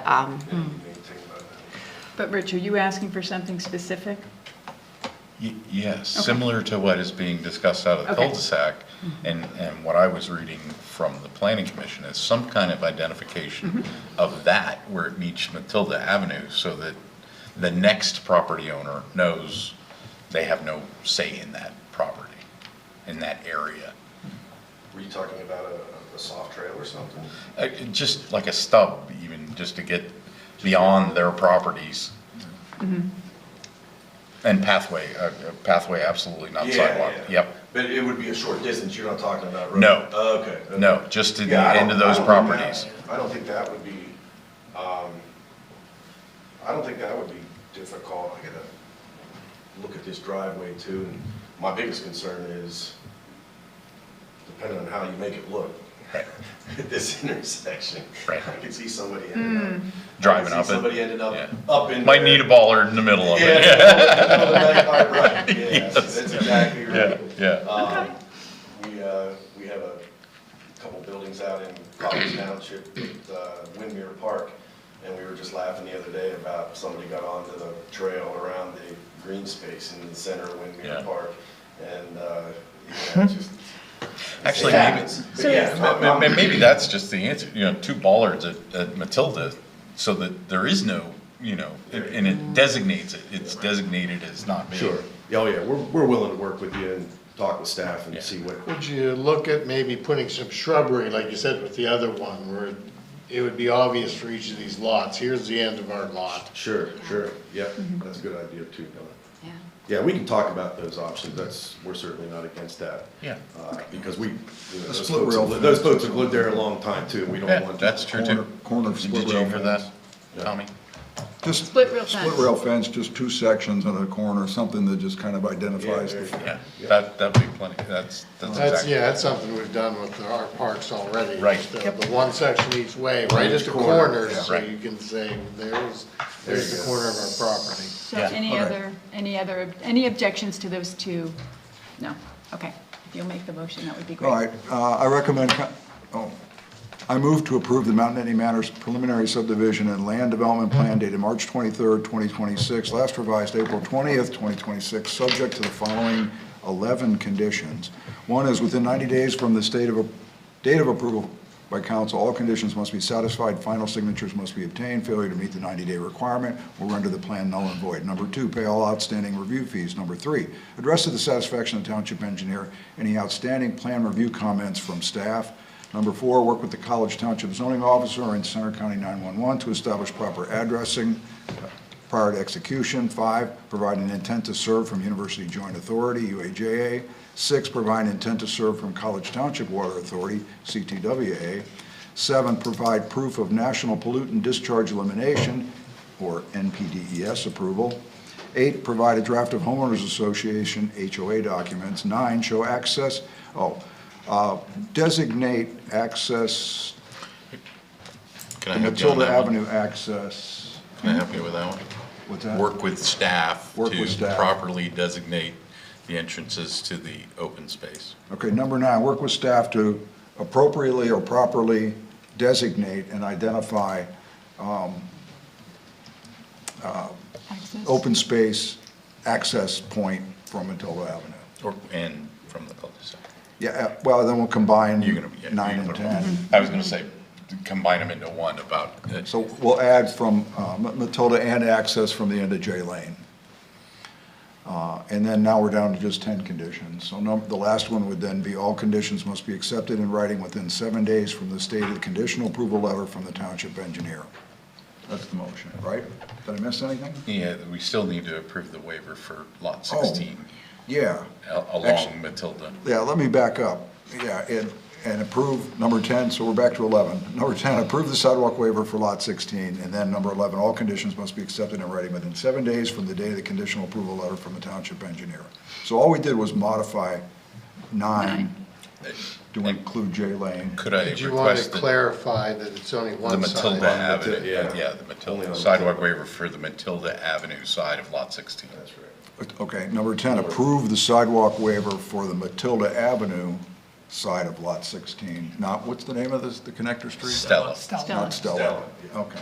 I'll still do that. Okay. You had to. So, Katie, did you, Lindsay, you got that? Yeah, definitely. Not my best work. Okay, Thank you. all right. Any questions on that motion before we, I won't get a plaque for that, will I? so, would anyone like to second that motion? Oh, I'll second that. All those in favor, please say aye. Aye. Any opposed? Okay, that passes. Thank you, Mr. Songer. Thank you, everybody. Thank you, staff. Thank you, Rich and Eric. All right, next item up are reports. We have manager's update. Yes, Madam Chair, thank you. As mentioned previously tonight, you get an overview, form-based codes beginning this evening, leading into more extensive work on form-based code beginning for council in June. So that is the first item that's on the manager's update. I just wanted to underscore that. We continue to work with a variety of different issues related to the path to campus. That still is moving forward, a little slowly, but it's moving forward.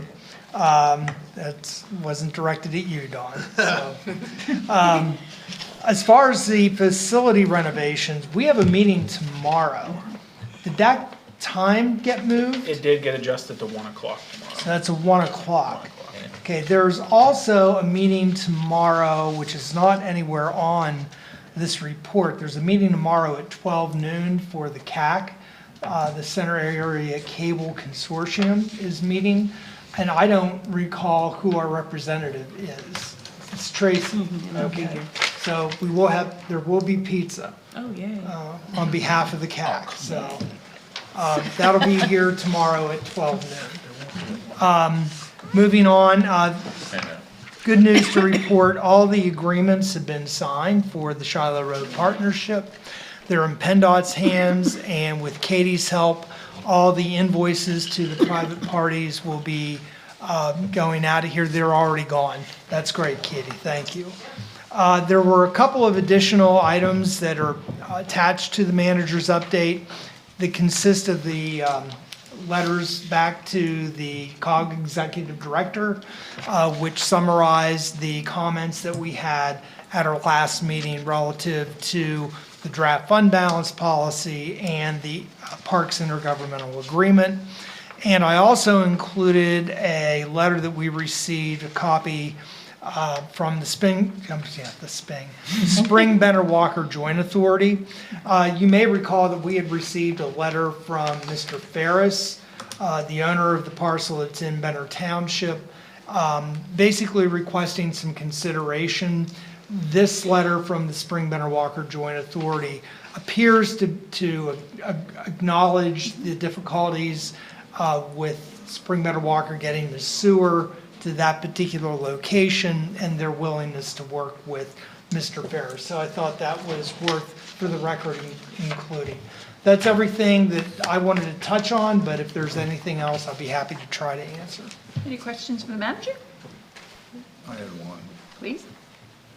On that letter to Benner, it mentioned, the authority mentioned that Ferris presented two options, or is Spring Benner's response one of the two options, or did they counter with those bullet, or is that their counter offer, all those bulleted things? Well, I think it's the conditions upon which they would consider. So you could consider that a counter. Okay, I mean, because we all know,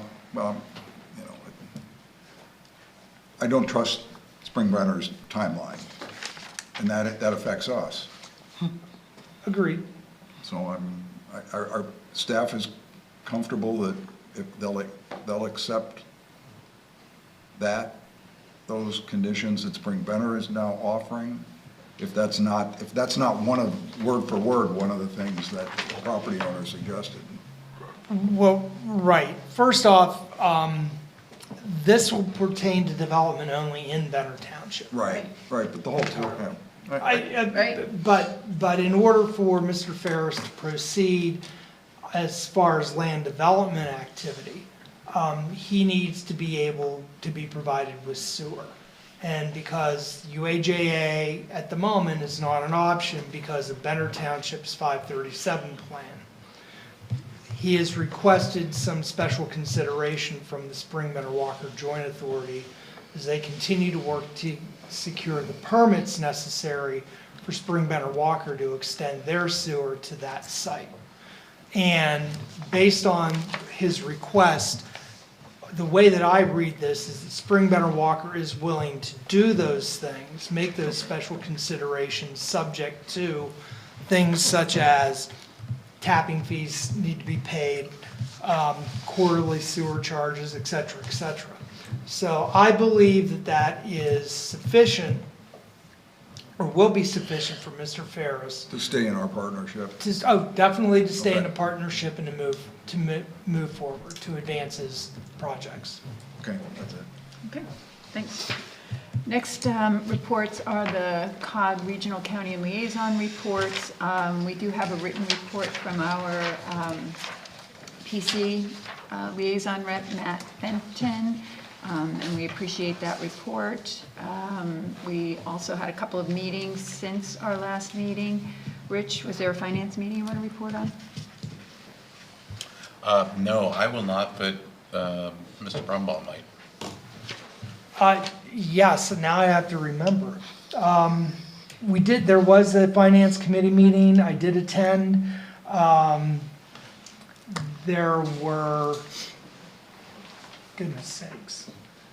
It was memorable because it was short. Oh, that's right. It was Nalini chaired the meeting. And there were relatively few comments that had been received from other Center Region municipalities, mostly just simply due to timing. I believe that ours were one of the few that were actually available. So there wasn't an awful lot of conversation. I think that most of the committee members expressed their satisfaction as far as the process, at least to this point, has moved forward. But there really was not a lot of conversation specifically around the fund balance policy. There was a presentation that was given by Ms. McMillan, the finance director for COG, that talked about, it was an actual presentation that she had given at the recent Pennsylvania GFOA conference, which is Governmental Finance Officers Association, about regional efforts, which was received very well. It was a very good presentation. And Rich, unless you recall more. I do. Thank you. I apologize. So there was two items, the public safety budget amendment, I think you'll discuss that. And then the Parks and Rec concession sales tax issue. So you want to expound on it, right? Yeah, but real quick, Parks and Rec, and I think that Richard reported this previously, it was discovered that Parks and Rec has not been remitting sales tax on concession stand sales. And through a quite laborious analysis, the COG Finance Department was able to break out over the course of probably the last 10 years or so, all of the sales that had occurred at the concession stand. And so there was conversation about how best to report this to the Department of Revenue. And the consensus was it was best to self-report the omission and accept any penalties that might be forthcoming, as opposed to not, and just to let somebody else find out about it, so to speak. So I think that's the direction that was supported, to do it in that fashion, and that's what I'm assuming is about to happen. So I'll expand a little bit further on that. One, on the legalese of this, if reports had been filed, there's a limitation of how far they can look back.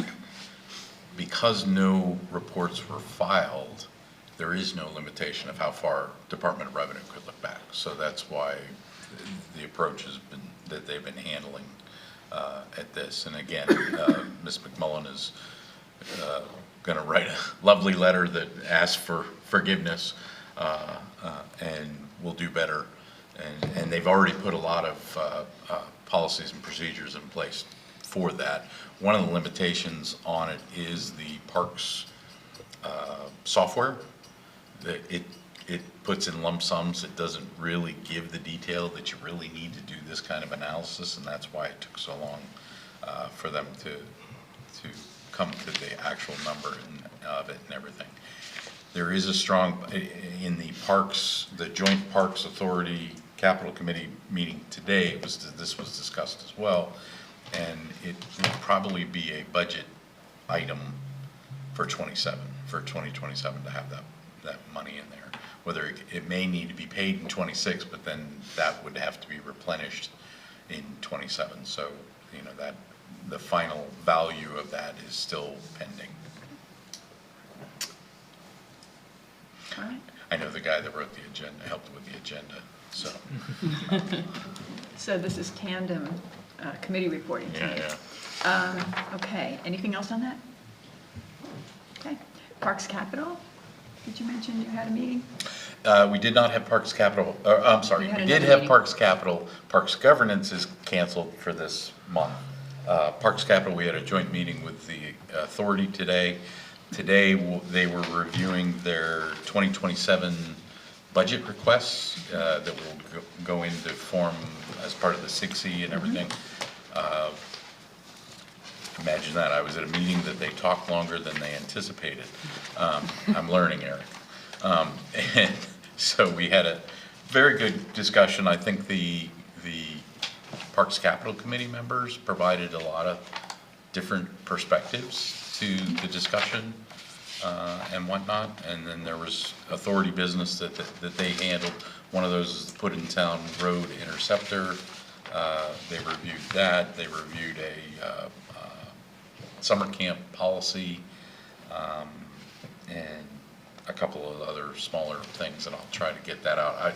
I'd like to give you a report on the budget requests so that you have that and can look at that. But I will address one of them that I think, one of the ones that they had in there was regarding a study for the conversion of the Oak Hall House potentially into the Parks office. So, pretty big price tag on that for a study, $225,000 and everything. But I will offer that I push that really should be in the admin bucket as part of the facilities master plan and everything. So they need to take a look at that and look at it COG in totality with regard to facilities versus piecemeal through the individual agencies and everything. So the other thing I will note, the authority reviewed several things that aren't solely the authority's business. So that just reaffirmed my belief that there needs to be some type of parks committee for that. And this goes back to the work you've done on the, yes, okay. CTIDA? So I could not make it, but I think Mike has a. Yeah, Carrie was kind enough to provide a report. I can go through that real quick. They held their meeting on Wednesday, the 21st. Carrie presented the executive director's report, which included client updates, ongoing initiatives, and the collaborative efforts, which include a soon-to-be-released Center County Business Resource Guide.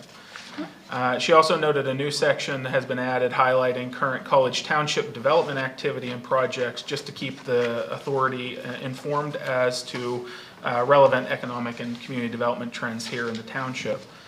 Carrie also had the opportunity to introduce our newest employee, Economic Development Specialist Ben Dworsky. He's in a part-time position here and is getting his legs under him. We'll get him a name tag soon. But Ben has joined the staff and is settling in nicely and starting to get acclimated with the individual meetings that he'll be attending. So wanted to bring him forward. Most notably, and she wanted to highlight this evening, the IDA did approve the next set of 3 small business grant awards. Marrera's Cleaners and College Gardens each received funding for new signage improvements. And Nature's Pantry received funding for parking lot pavement improvements. In this round, the combined grant awards totaled approximately $13,000. Leveraging a total of a $61,000 total improvements here in the district. Since the creation of the program last spring, there's been over $233,000 worth of improvements related to these grant awards, not specific from the grant awards, but in total leverage. And lastly, she noted that the IDA work groups continue to make progress on developing a business survey and exploring opportunities related to the potential for a business incubator here in College Township. Great. You're busy. Thanks. And thanks for asking Mike to go in your stead, Gretchen. Public safety. So we met, so you were referring to the 16-foot special operations. Yeah. Okay, for the budget amendment coming out of fire protection and emergency management. So, yeah, Emergency Management Fire Protection Program requested a budget amendment for a $10,000 trailer. And that's to support the urban search and rescue equipment. The total cost of that trailer should be reimbursed by the South Central Mountain Regional Task Force. And so in order to lock in pricing, working with Metzler's through the CoStar's process, the request was for a budget amendment not to exceed $12,000 for that. And so the big weight here is that when the Department of Homeland Security is up and running and can release the funds for the task force grants, once all that is in place, then the purchase will be made, and then the grants will reimburse the purchase, but the purchase will not be made until those grants are available. So that is part of what was recommended. There were a couple of other issues. I did a written report. The main thing, I think, the other thing I would highlight, there were some, code agency had some budget proposals to place into the SIGC. One was for a new inspection crawler. So this is for really, really tight, narrow spaces that put the staff at risk. And then they're also asking for an additional fire and life safety inspector position in the 2027 budget, and that anticipates over 1,100 new rental units being developed in the next couple of years. They're going to need more rental unit safety inspectors, and also Half Moon Township may come in under the inspection program. So, yes, the inspection program. So those will increase the volume of inspections that are required, and they'll be making some salary adjustments or some salary considerations. They have some retirees. So, and also they have an enterprise budget. And the last piece was the disaster preparedness workshop findings. Dr. Fowler we recommended that she come directly to each municipality to review the findings of that workshop at the municipal level rather than at the general forum level. So we could speak specifically to what we might want to do in terms of resources in our township. And that's public safety. All right, the next would be staff. We have PC. Thank you, Mr. Fenton. Anybody else? Any other staff? Did you have something else? Exactly. Oh, I want to thank Rich for attending exec. When I gave an exec report before, you had said we don't usually do report outs on exec, so I neglected to thank you. Yeah. Did you have something you wanted to report out? Well, just a preview for what you're going to walk into next Tuesday. One is the budget amendment for the trailer, as discussed. Another is a approval to execute an agreement for hazardous materials support team with Eagle Services, rather than have two. What will happen there is Alpha will become a support team for Eagle Services, so that they do not have to maintain certified folks, and they actually will be have the potential of being exposed to more calls, because Eagle does more than just the Center region. The Parks Authority Intergovernmental Relationship Agreement will be awaiting us. Hopefully that's a shorter discussion. The discussion of the merger of Lucy and the CAS committees, the fund balance policy, and then just the rest of the normal business. We'll be busy at General Forum. Could be. Could be. One other report, we did hold the Center County Association of Township Officials Spring Convention in Benner Township. We focused on data centers this year. We had PSATs talk at the state level. Ray Stolinas came from the county and spoke to the county, and then Mike spoke about the work that we've done here in College Township on amending ordinances for data centers. And this was relevant because these are second-class townships. There are about 25 of them in the county, and we're an organization that we're chartered to provide education and networking opportunities. So a lot of those smaller municipalities, Worth, Houston, they don't have zoning in their municipalities, and they also don't have active PCs. So they really have nothing in place right now that anticipates data centers and impacts on communities. So this year at Spring Convention, we had almost 60 attendees, which was, really, really phenomenal. And we were actually, we had a conflict with the Penn State governmental reception, so we did not have as much representation from the region. So I think that our assistant township manager was a real draw. He's well known in the county, and Ray did a great job. And I also want to call out Katie. She's our secretary treasurer for the executive committee, and she did an amazing job keeping us on track. And it was our first time planning outside of the region. We were at Benner Township, and they hosted us and were very gracious in giving us space and time. So I wanted to call that out. All right, diversity, equity. I'm sorry, I have one alibi for exec for general forum, but it's very important in College Township's world.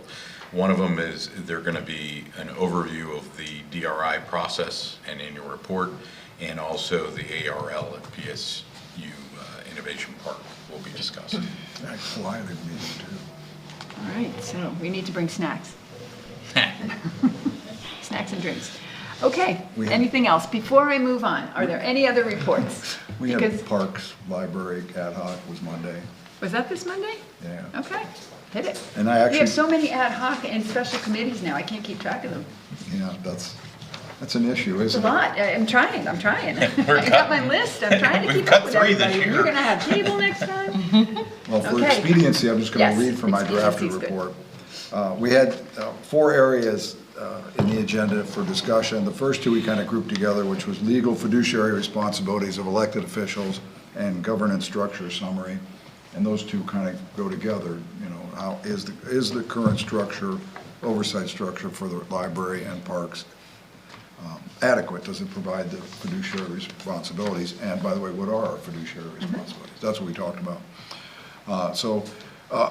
Elected officials' primary roles in those include approving the budget through those 2 committees. Includes approving budgets through the Finance Committee, General Forum, and appointing qualified board members and providing oversight on large capital projects. That's a general statement for right now our responsibilities on those 2 committees. We determined through discussion that there is a much higher level of oversight in the development and implementation of those budgets and spending for both authorities than there was 20, 30 years ago when the committees were formed. Oversight involves multiple levels of elected officials' review and approval through finance, exec, and general forum. And on top of that, at least with the library, multiple audits, review, and regulatory compliance exercises are in place, not by choice, but by the state as part of the money they receive from the state. And a certain amount of that, to a lesser extent, is in place with parks. So in the end, it was determined that we should review these 3 following documents to see if there is anything in them that further defines the fiduciary responsibilities of the participating municipalities, or if there are needed edits in these documents to clarify or identify them. The first is the Parks and Rec Intergovernmental Agreement that's going to General Forum that we already provided comments on, and that would only apply to parks. But is there anything in there that would help identify or clarify the fiduciary responsibility of the municipalities beyond what we already have with finance, exec, and general forum? And then the other 2 are the COG Joint Articles of Agreement and the Municipal Authorities Act. So staff's going to look at those and see if they can pull out anything that helps us define and determine what our fiduciary responsibilities are beyond what we already have in place. And then the other 2 things were things that are already in the works that are going to come out as recommendations regardless of where we settle on a recommendation for committee oversight. And that is board member qualifications and appointment process. Parks, actually, I thought at the authority meeting earlier today, was going to review a document that staff had put together that outlined responsibilities of Park and Rec Authority board members. And it included fiduciary responsibilities. But again, fiduciary responsibilities for the authority members are already clearly defined. It's the secondary funding sources that we're talking about, in our case, the municipalities. And then the last thing is board and municipality communication and reporting. You know, communication is the big key, and we determined if there was constant and effective communication between appointed board members and their municipalities, everything would work a lot better. So we're going to work on some standards or some expectations to be shared with the participating municipalities. They don't have to follow them, but there'll be recommendations on some structured communication formats that will hopefully make things work better. Okay. Yeah, I'll send an email out and ask you what joint meetings you're all on now. Anything else? No, just a question. Okay. Based on that criteria. Well, let me preface that by saying I wrote this up before I heard Rich's comments from Finance Committee, so we'll have to huddle. Well, actually, it was the joint meeting Parks Authority and everything. But just as our example, how does Library and Parks Authority differ from, say, CATA, who has incredible oversight, federal, state, and everything, and we appoint representatives and everything, but they have to come here and get blessed?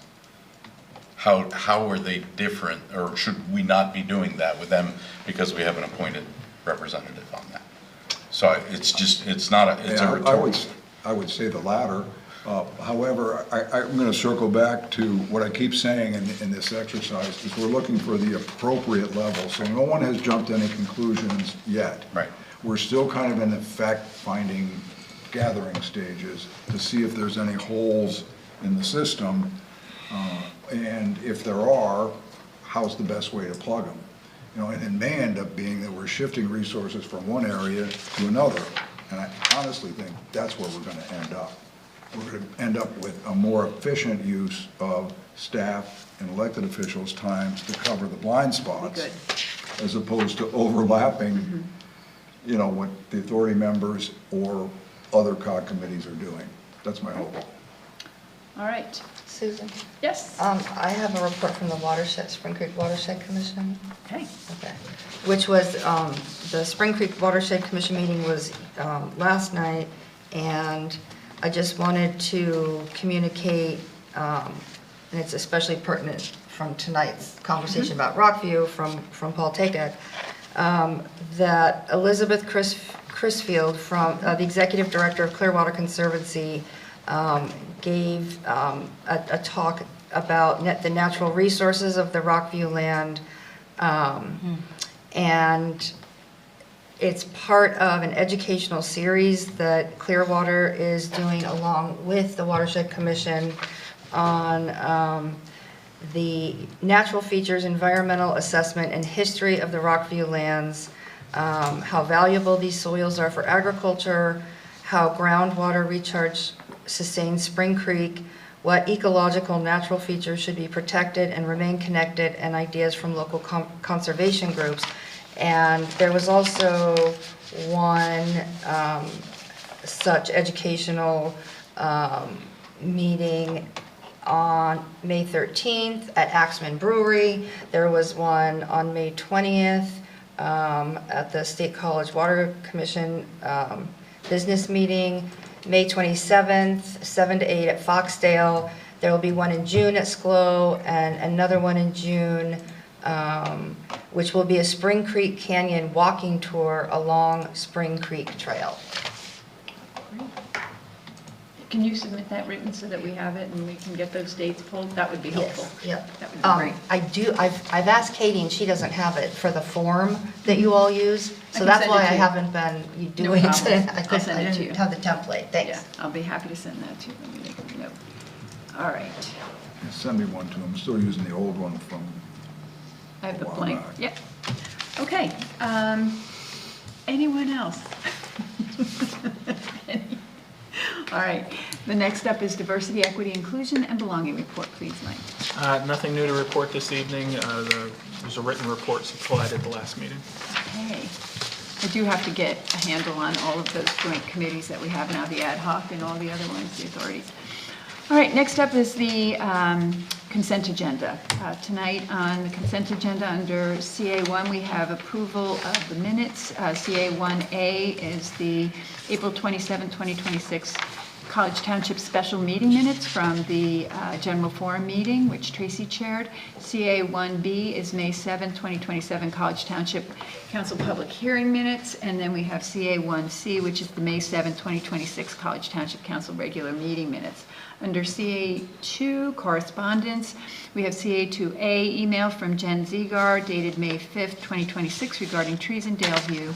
We have CA2B, email from Denise Trossel dated May 5th, 2026 regarding data centers. We have CA2C, an email from Carrie Fuller, who spoke with us tonight, dated May 8th, 2026 regarding the proposed Wawa. CA2D is a letter from HRG dated May 11, 2026 regarding a time extension for the Hastings and University Student Housing Final Land Development Plan to April 31st, 2026. And CA2E is an email from Elizabeth McGraw dated May 15, 2026 regarding the proposed Wawa. Under CA3, action items, we have 3 items tonight. One, CA3A is the Houserville Road Bid Award. CA3B is Project 26-05 GLG Traffic Signal Award. And CA3C is Proclamation P-26-06 recognizing May 17th through the 23rd, 2026 as EMS Week. Are there any members of council that would like to pull any of these items at this time? CA3A. CA3A. CA3A. Anyone else? I'd like to pull CA3C. Anyone else? Okay. If no other items to be pulled, would anyone like to make a motion to accept the consent agenda with those items pulled? So moved. Anyone with a second? Would anyone like to second the motion? Second. All those in favor, please say aye. Aye. All right, CA3A, the Houserville Road Bid Award. Yeah, two questions. One, is Alterra, was that Landserv or somebody that we? That's part of Landserv, yeah. Okay. They split off, there's still a Landserv. I just had never heard of that Yeah, name before. No, well, they've now got two of our projects. Okay. And then the other question is, I've received several questions from residents just since those two signs went up, one in Vermont that say road closed on June 2nd. And I think I gave them the right answer because the sign seems to indicate the road's going to be closed for a day. I've been telling them the road's going to be closed for quite some time, starting June 2nd. Is that correct? Yeah, those signs are very poorly worded. Oh, they are. They are. And I've been telling them it's just at the intersection the road is closed. So Yes, correct. If you're coming down Ivy Hill, I mean, you're still going to have access to Houserville Road. Yeah. Right. Yeah, they'll just have to turn right and get on Puddintown if they want to get onto College Ave. Yeah. And in the other direction from Pike Street, they can come as far as Lime Rock. Okay. I mean, it'll be shut at College Avenue, so we might have some issues with traffic on Lime Rock. PennDOT's aware of that, or people trying to cut through Jake's Fireworks. That came up when PennDOT was here. Yeah. So I've been, because we're all going to get asked that, I think.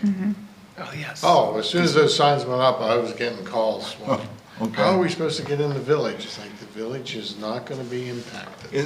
Are those, did PennDOT put those signs up? I'm assuming the contractor did at PennDOT's part of their contract, because they've started work. Is there any chance to get more accurate signage, or ones that will avoid getting all these questions? Or is that, I think in the next couple of days, we'll see those signs move closer to the intersection. that would help? Yeah. That would help. My guess is, yes, we will know through next week, because starting next week, they begin work on the Puddintown traffic signal. And they will put it in, and then they're gonna put it on flash for a while, just so people understand that that's where they're gonna be going. Okay. And then two more quick questions on that. They've been asking me, I'm saying it's going to be closed probably till right before school starts, right? That was the plan? Well, that was the plan. That was what they told us early on. Right now, it could be June 2nd to October 9th. Oh, boy.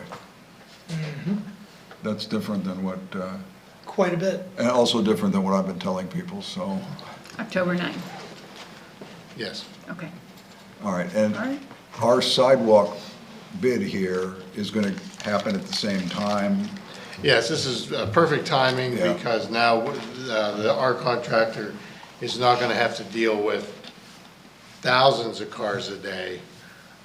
It'll be a much smaller number, so it should make it easier. We will be closing one lane of Houserville Road for the constructions, and there will be flaggers there full-time during the day when that lane is closed. But access will be maintained. Yes. Up to the point where PennDOT has the intersection closed. Yep. Okay. Yeah, there's actually two houses that have access past Ivy Hill. But I'm hopeful that they make the signs make more sense here soon. That's all I had on that one. Make the signs make more sense. Thank you. Yeah, so the last one is the proclamation recognizing this week as EMS Week, and I pulled that simply to point that out, that it is EMS Week. I'm on public safety, and I wanted to highlight that. We do have Center Lifelink in our township. We do support them directly with municipal support, but also it's a great opportunity to remind residents that membership in Center Lifelink is important. They don't get municipal tax dollars, they don't get a tax share. And this is for all the pre-hospital emergency medical services in the area. And I would just ask that we send a copy of the proclamation, or I'd be happy to bring it over and give it to them. We didn't invite them to come tonight, but I think it would be good to give them a copy of the proclamation the way we write it up. I'd be happy to bring it over, unless council has other suggestions. All right. Okay, I suggest we take a 10-minute recess at this point. We have old business coming up. We have, the signage request, or the signage ordinance amendment, and we have the form-based code, and then we have new business, so. Before you do that, perhaps a motion to accept the other two items that were pulled. Yes, let's do that. Let's do that. So Okay. moved. Okay, will I have a second? Second. Okay, all those in favor, please say aye. Aye. We are on break.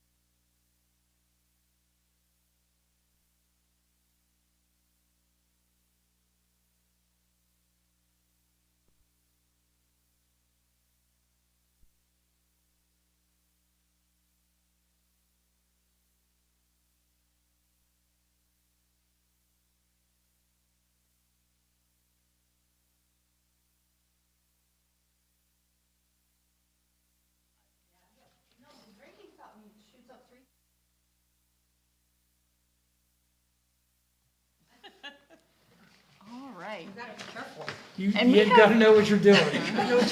That are drinking fountains. All right, we're that's gonna right. get started. Before we get started, we have one last person in the audience tonight. You're from Penn State, right? You're the project manager for Beaver Stadium. Okay, all right, you can introduce yourself when we get there. So thanks for hanging with us tonight. All right, we are back up. CNET, you're good? Okay, great, thank you for taking that break with us. All right, next up on the agenda is Old Business 1. This is the PSU signage ordinance amendments.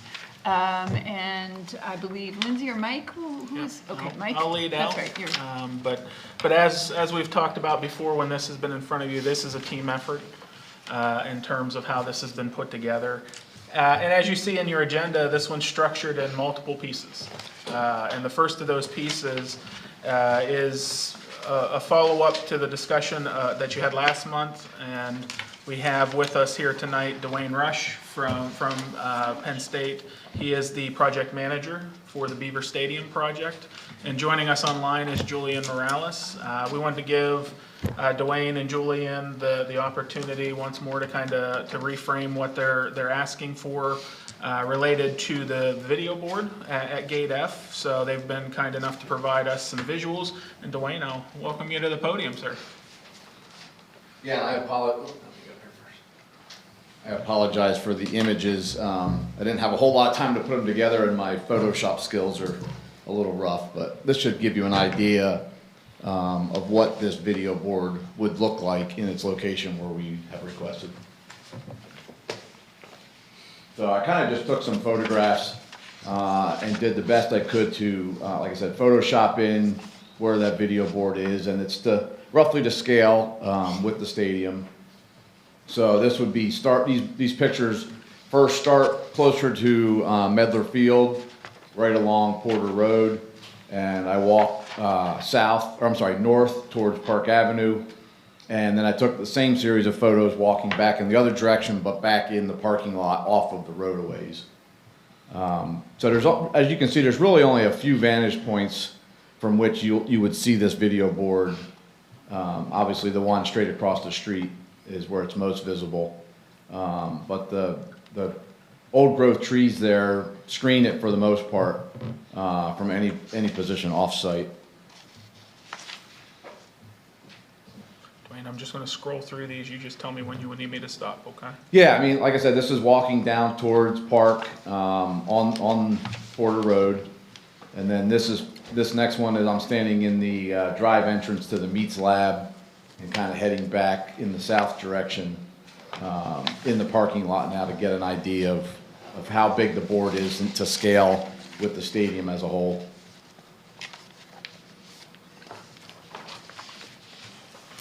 And I think these discussions, this is part of a bigger discussion that we've been having with the township.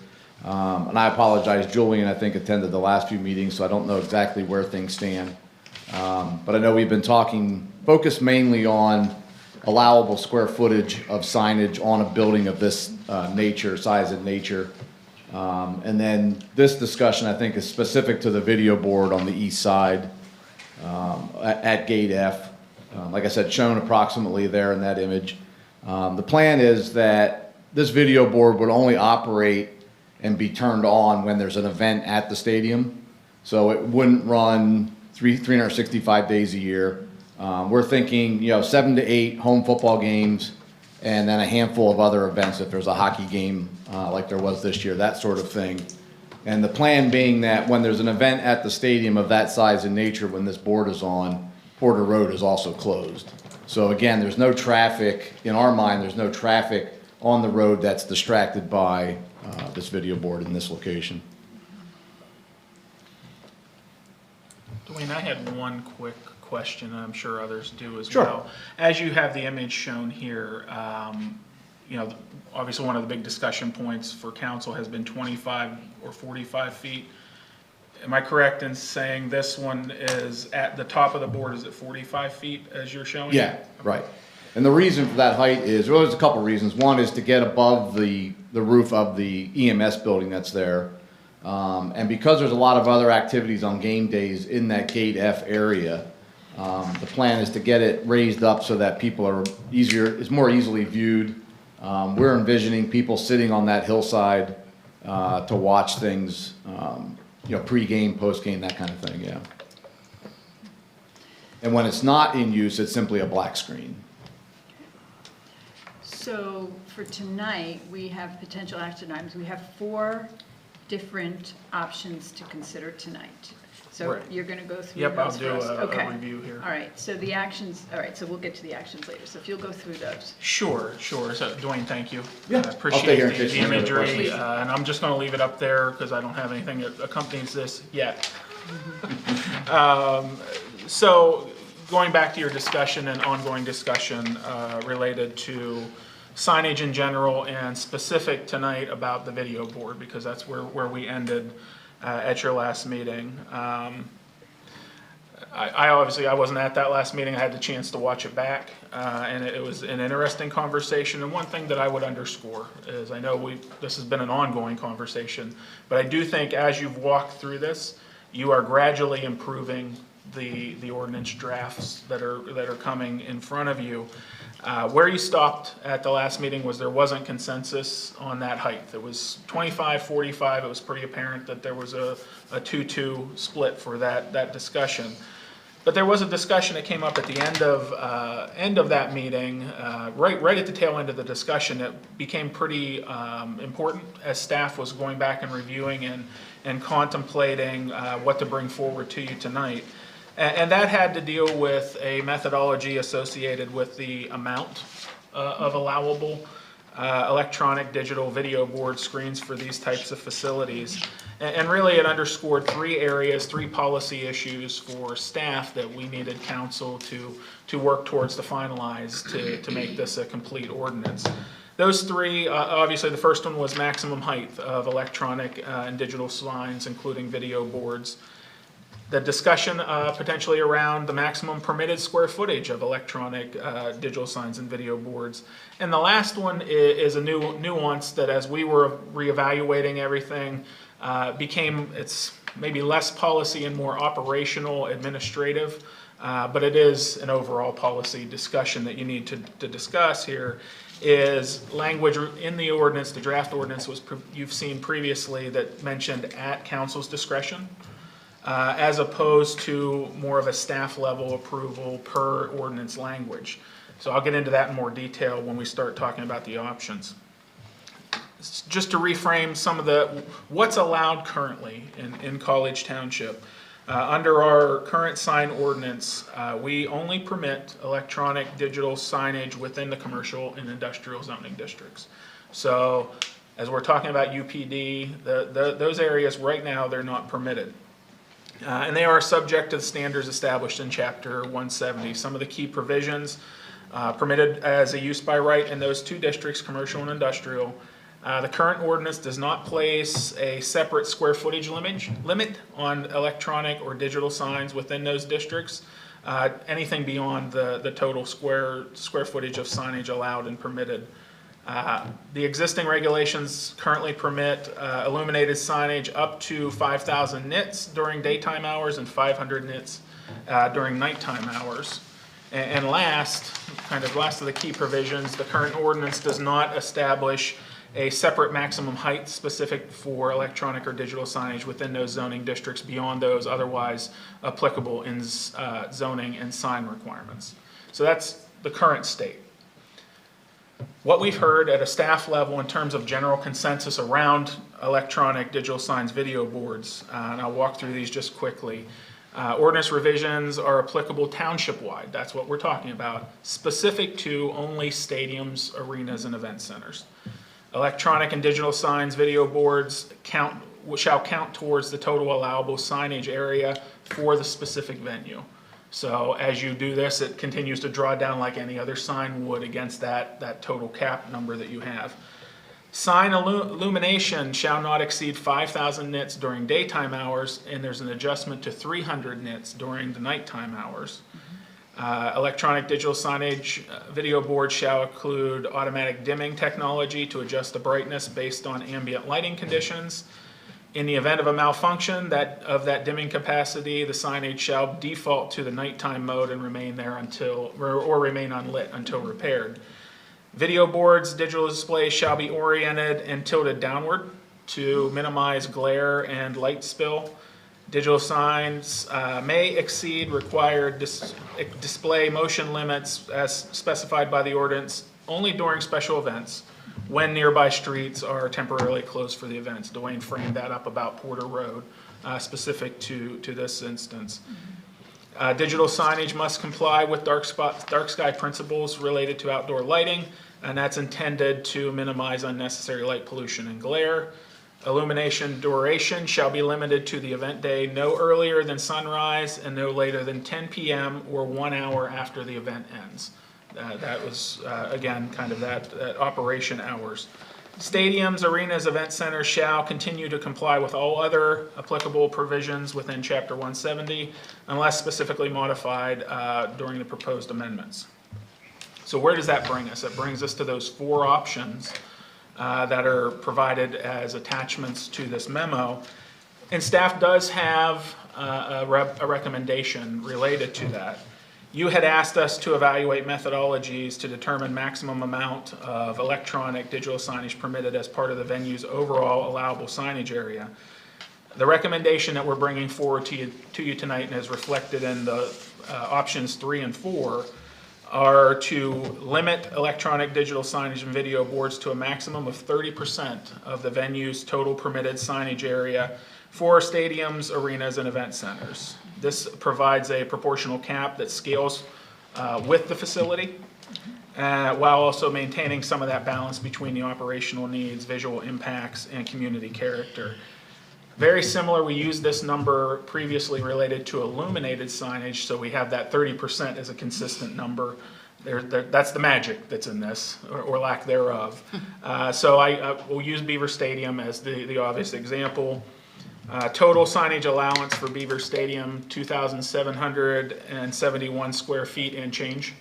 And if you follow the 30% provision, that would mean the maximum amount of signage on the facility that could be electronic, digital, or video board would be 831 square feet and change for that specific facility. We share some of the other relevant ones, the BJC, Pagula, and Medlar, as relevant examples of these types of facilities that are out there today. One of the things that staff liked about that is it's an operational piece. So it negates the need for every permit request for an electronic, digital, or video board for a stadium, arena, and event center to have to come back to council for review at your discretion. This is more consistent in terms of our traditional zoning approach and is responsive to the permit reviews. It doesn't put the applicant in a box, essentially, waiting for review at council level. So in that vein, we've provided you with 4 potential options with the relevant ordinance language in there. Option 1, this was previously presented, had the 25-foot maximum height, included that at council's discretion, that you may permit the electronic digital signs related to these centers, and again, it would be capped at a total height of 25 feet. Option 2, same basic principle, the only thing it moves is the height limitation up to 45 feet. Option 3 and option 4 is where the new changes come in. Under option 3, electronic digital signs, video boards for these types of venues shall be no more than 30% of the total allowed signage for that venue. And electronic digital signs, including video boards, may be permitted up to 25 feet. This, again, removes that council discretion piece and it becomes more of a staff permit review. Similarly, in option 4, same principles apply, but it attaches that 45-foot height limit. And again, this is still more of a staff level review and it's capped at that 30% maximum based on the venue. So the requested action for you tonight, and I do have a presentation that kind of walks through what this would actually work like if we were to get an application here. You would be asked to review the proposed ordinances. It's 02604 in the various forms there. Provide any additional comments, revisions, directions regarding the height limitations, the council discretion, the 30% factor that we put in there. If there are no substantive revisions, if there's one that council is settled on this evening, we would be seeking your authorization to advertise a public hearing for this ordinance 02604 to be held at your meeting on Thursday, July 16th, 2026. Prior to any public hearing on this, the ordinance amendments would have to be submitted both to the county and Center Region Planning Commission for their review and comment in accordance with the municipality's planning code. Now, I do have a presentation that kind of breaks this down and talks about how it would work operationally and percentages of signs that are out there, but I want to stop here if there's any particular questions at the moment. Any questions from council at this point? Gretchen? Okay. All right. So, first thing I will say is, let me stop share on this, is excuse the rudimentary PowerPoint you're about to receive. But this was put together this afternoon after we met with Susan as part of our typical agenda review. And it felt like it was beneficial and perhaps something you hadn't seen or hadn't contemplated in entirety. If I can get the slideshow button to work. All right, so what you're going to see is how those proposed sign ordinance revisions would work related to Beaver Stadium. It's important to think about this in three kind of subsets of signs. So I'm utilizing what Penn State has provided to us. The middle one's a little hard to see, I apologize. Unlit signs. So these are signs like similar to what the West Shore at Beaver Stadium sign up there. I believe, Dwayne, and you can correct me if I'm wrong, as I understood the plan that we saw, those are envisioned as unlit signs. That it's going to be basically popped out letters against a solid backdrop, but without any illumination on them whatsoever. The second subset of signs is illuminated. And this is where we start to get crossed up a little bit, so I wanted to kind of show this. Illuminated is specific. Those can either be backlit signs or illuminated from the front or above. That's the limits of the illumination on that. So there's something that's projecting either through or onto to provide them a visual aspect of the sign. And then the last is what we're talking about tonight, electronic digital video board. That's something like the screen that Penn State has requested. There are three specific types of signs here, and each one functions a little bit differently under the ordinance. So what's going to happen here, the next steps, is I'm going to talk about each of those and talk about where those signs could potentially go on the building and the quantity of those signs that could go on the building. The big rectangle represents Beaver Stadium. Sorry, it's not any nicer than that. Just as a reminder, total venue signage allowance, 2,771.11 square feet based on our calculation utilizing the methodology that you shared.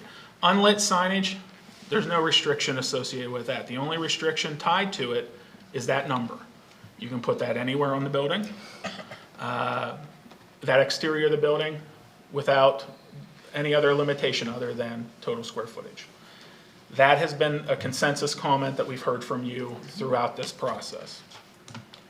The second subset is that illuminated signage. And again, remember, backlit or illuminated from the front in some variety. Again, total venue square footage allowed for Beaver Stadium, 2,771 square feet and change. Illuminated signage starts to bring in the height limitation that we're talking about, either that 25 or 45 number. And we tied 30% of the venue's total signage allowance to that height. So if Penn State opted to erase every sign on Beaver Stadium today and said we have 2,771 square feet of signs that we want to put out here and we want them all to be illuminated, up to 831.33 square feet of those signs could be above that height limitation, either 25 or 45 at your determination. The remainder of that number, or 1,939.78 square feet, would have to be below the height limitation, whatever that height limitation would be. But they could do all 2,771 square feet as illuminated signage if they wanted to. Again, assuming they took every sign down and started over. That has also been something we've understood as a consensus around council. Now let's start talking about the options. So specific to electronic digital video board signage, still have that same number, that does not change, 2,771 square feet. They are not electronic digital video boards, as from what we've heard, you do not want to have those permitted above a certain height limitation, be it 25, be it 45. Under options 1 and 2, if Penn State said we're erasing every sign and we're starting over, they could do up to 2,771 square feet of electronic digital or video board signage below that height limitation on the exterior of the stadium. Again, that presumes that, but the only real limitation to the actual square footage under options 1 and 2 is that it would be that number. However, the permit approval has to come through council. So I'm going to use this case scenario that we have in front of us today. If you choose option 1 or option 2, regardless of the height limitation, and Penn State, you approve it, get it out there and push forward as a pending ordinance, and Penn State comes in tomorrow with a permit request, Mark would accept the permit and say thank you. You'll be scheduled for the next council meeting for a discussion, or you can take care of that tonight because you've had this discussion. That is the process that these would follow. It's not something that Mark, as the zoning officer, would approve. It's coming to you, and you would have the ability at your discretion to say yes or no to all or some portion of the request. Under options 3 and 4, that council discretion piece is removed. Total venue signage doesn't change, still that same number, but we add in that it can't exceed 30% of the total venue signage allowance. The permit approval would go through staff. You'd still be tied to that height limitation, nothing above whatever height limitation you establish, but total electronic, digital, or video boards are capped at 831.33 square feet, and they would have to be shown below that height limitation. That's the nuance in the process associated with these options that are there right now. As I mentioned, those first 2, unlit, illuminated, we're hearing consensus from council on those. The other 2, we recognize those issues that are outlined in your memo. We need your guidance, your direction on height. We need your direction on whether you like having some cap limitation on this particular type of sign, electronic digital video board. And we need your direction and guidance on whether you want to see every one of these come to you and you or future councils make those decisions at your discretion, or if you want this as more of a traditional permit comes, staff reviews, and if they meet the rule book, they receive a permit approval.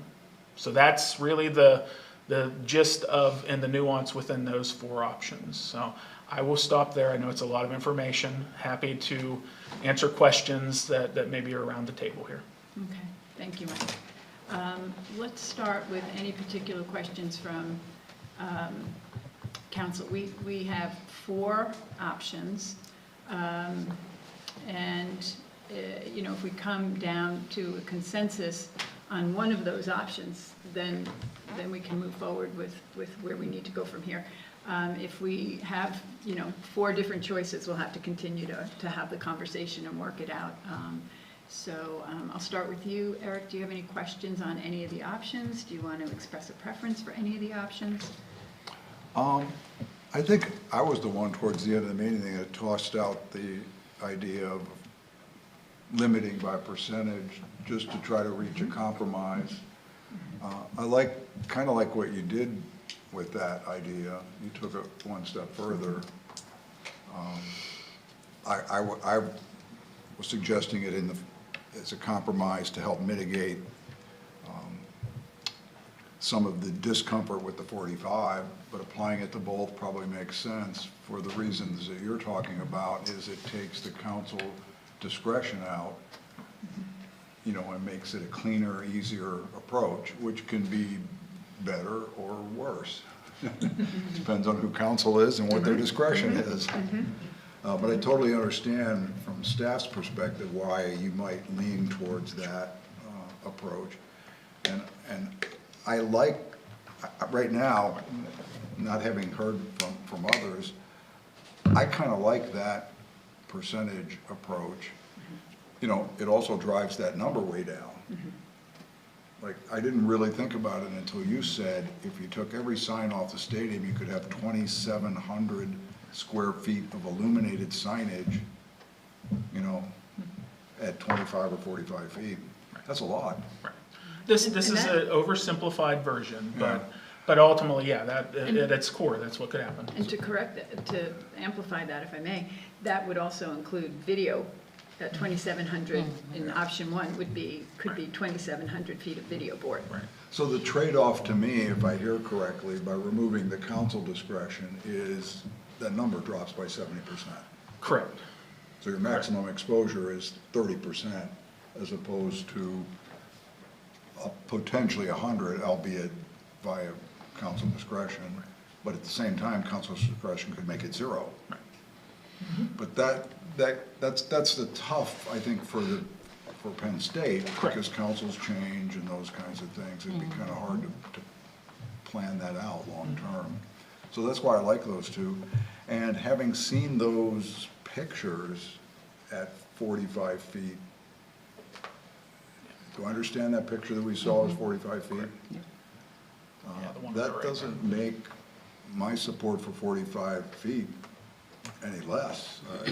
I actually thought 45 feet was higher than that, so I was pleasantly surprised to see that that's all the higher 45 feet was. So I'm still comfortable with the 45 feet, and I think for me the 30% cap for me, I would think should raise the comfort level. You know, on that option. That's kind of how I'm feeling right now, just having seen this for the first time. So do you have a preference on one of the options? It sounds like you do. Yeah, I mean, if I had to pick one, I would pick 4. Okay. Since I like 4, I don't have a problem with 45 feet. Right. And my backup would probably be, even after everything I said, option 2, because it still gives the 45 feet. But that's a very distant second, having heard staff articulate the benefits of taking it out of council and instead capping it. So. Rich? Complete support for the 30% cap. Very comfortable with the 45-foot still because of the scale of the venue. If that wasn't agreeable, I do have a potential option 5. That's all I have. Okay. Yeah, if I can back up, 30% was taken from what? Total venue signage. So you back that number, once you have that But I number. mean, why did we land on 30%? Because I just said a Consistency. percentage. When I tossed out a compromise, I Right. said, just Yeah. pick a percentage. It could be.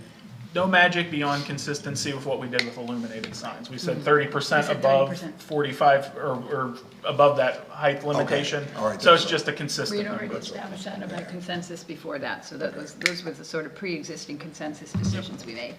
Okay, and option 5. So why don't we hold on option 5 yet and see where we go as we go around and do a straw poll. Gretchen, would you? Yeah, so I actually spent a lot of time thinking about this and decided to just prepare something. So I'm just going to read this. And okay, so I am in support of a 25-foot height limit for digital signs at Beaver Stadium, along with reasonable seasonal lighting protections during migratory periods in central Pennsylvania. So this is going all the way back to when we had a public comment about the migratory patterns and the canopy of the trees around Beaver Stadium. And I realized that we sort of just forgot about that and never included it. So I included it in my comments tonight. So returning to our discussion from the last meeting, should the limit be 25 feet or should it be 45 feet? I believe that difference matters enormously, environmentally, visually, and ecologically. This is not simply a matter of adding 20 more feet. A 25-foot sign and a 45-foot sign behave very differently in the landscape.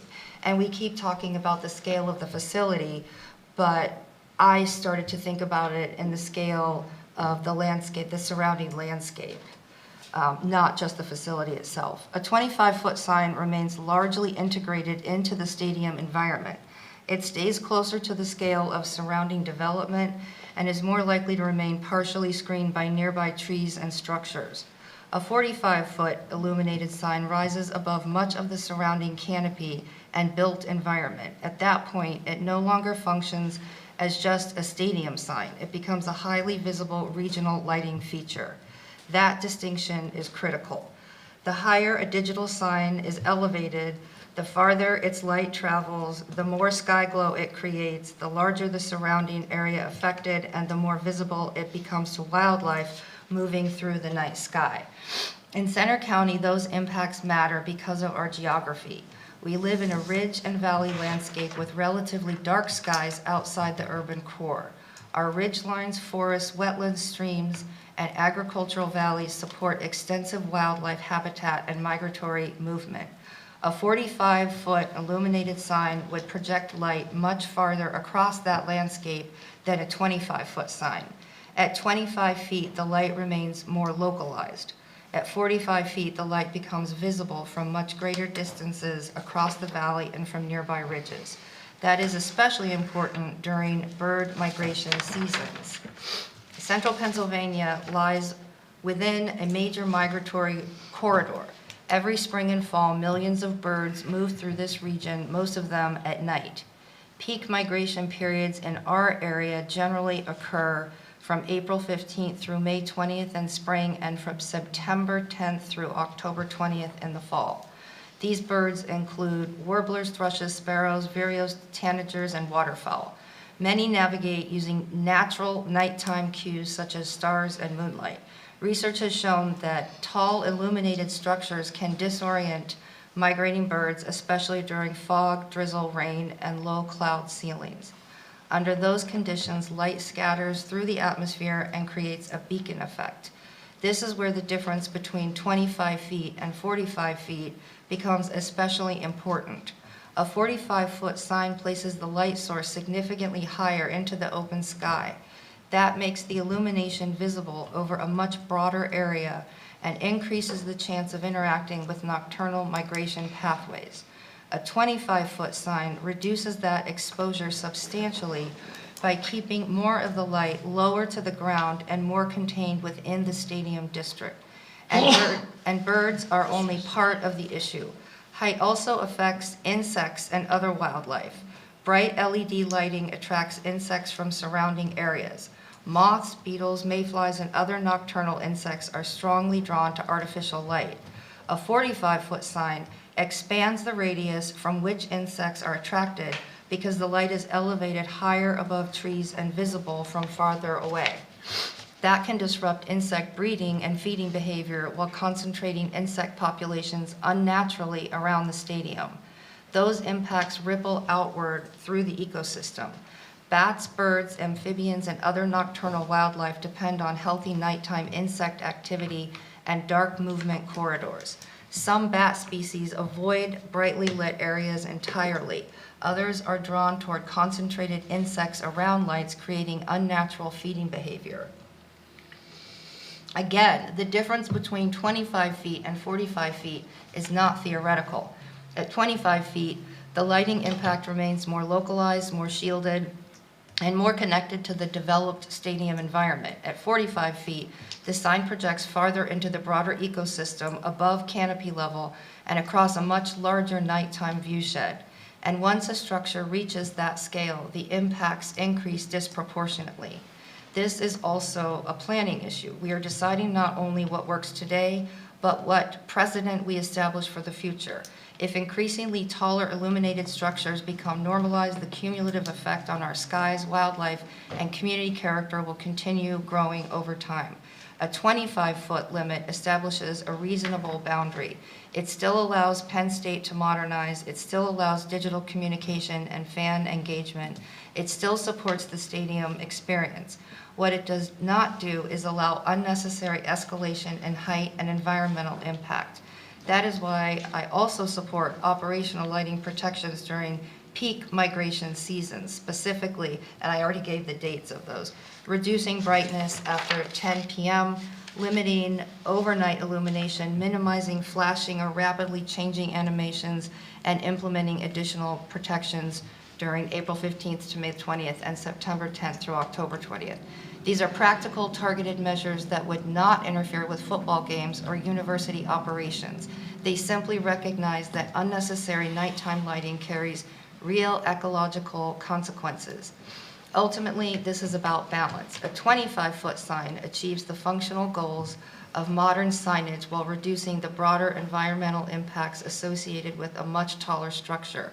A 45-foot sign changes the character and ecological footprint of the lighting in ways that extend well beyond the stadium itself. That is why the distinction matters.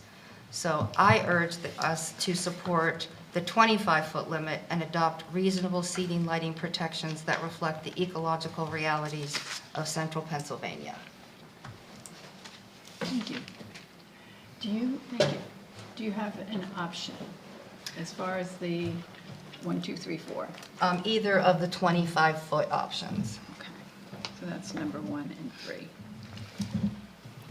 Yeah, I'm gonna go with option number 4, and thank you, Gretchen, for everything that you said. But I looking at that, I feel safe with having the 45. So option 4 would be mine, and I say that from the standpoint of we trust staff to do a lot, and they do a great job at what they do, and so I would like to leave it to their discretion with the 30%, and that's my option. So at this point, I will say, we do have a consensus around option 4. You know, I can speak to my opinion briefly. I would go with option 3 because I do think that we need to have staff approval. We don't need council approval for every object, but the public health concerns that I have mirror Gretchen's environmental concerns. We do know that at 25 feet you're at tree line, and any kind of barrier will absorb the light. And so when you talk about something like sky glow, which is that atmospheric fog that we have more of here in this area, that does create more light shed, and those do have public impacts. We do know that this will have cardiovascular impacts, and it doesn't matter the proximity living next to the stadium, it matters the height across which. So, for example, Clover Highlands homes will have more of that sky glow that will impact and go in directly through their light. At 25 feet, the light would be absorbed by the tree line, and also there would be more absorption by the height of the stadium itself.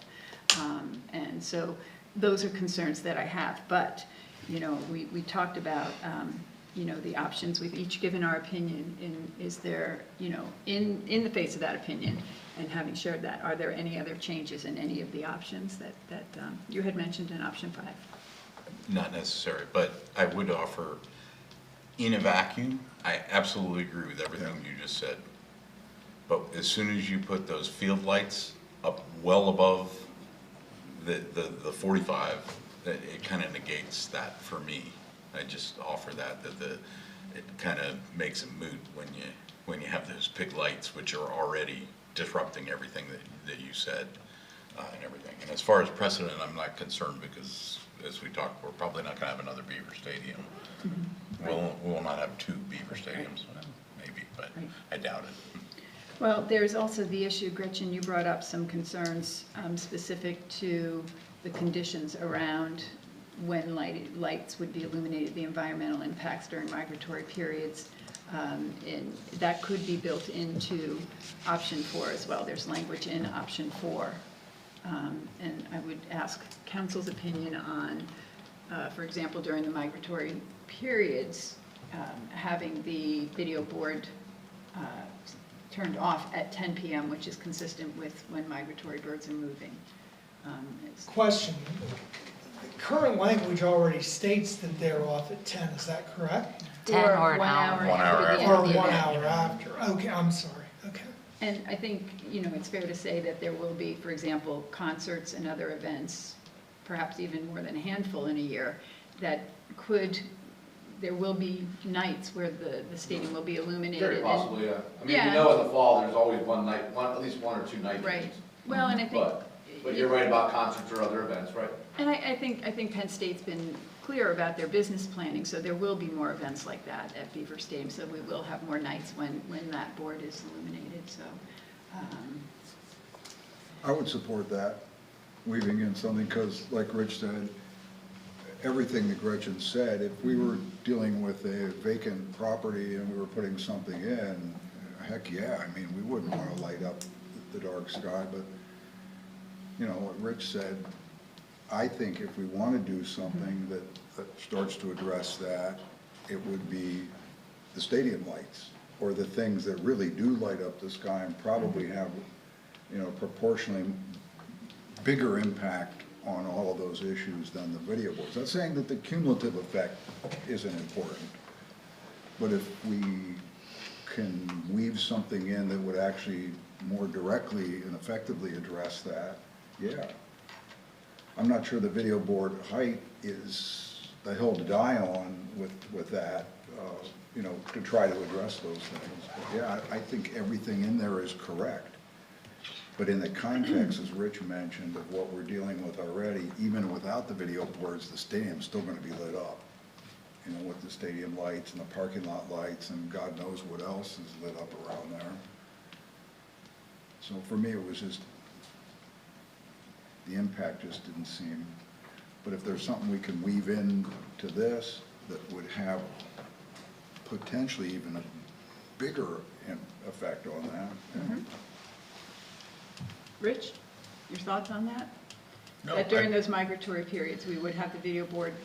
It sounds like what you're suggesting, Gretchen, at least in that, is that during those migratory periods, the video board would be turned off at 10 regardless of the end time on the event. Am I understanding that Yeah, correctly? during the migratory periods that I mentioned, any light decrease will help, any. Yeah, I don't have a problem with that, but again, it's lost in the scope of the whole thing, but it is an effort towards, in that direction, so I have no problem with it. I don't have a problem with it. There's other entities within the university community who can back that and support that approach too. This would just be the seed. Right, sure. So it sounds like the consensus is coming down to option 4, the 45-foot cap, and that would cap the total at 831 feet for a video board, and that would be approved at staff's discretion based on the ordinance language. And we would incorporate the dark sky at night and the environmental impacts that you're talking about during those migratory periods, Gretchen. That would be a nice compromise. Okay. Eric? Yeah. And straw poll? Okay. Okay. I So we think- didn't get to hear option 5 then. Nope. And we're not going to. We're not going to even entertain it. So I think then what we have, unless council wants to see that final ordinance revision language before we set the public hearing, we can do one of two things. We can ask to have that come back, or we can ask for that to be done in the way you've been guided, and we can set the public hearing tonight. Is there any desire to see that before we set the public hearing? No.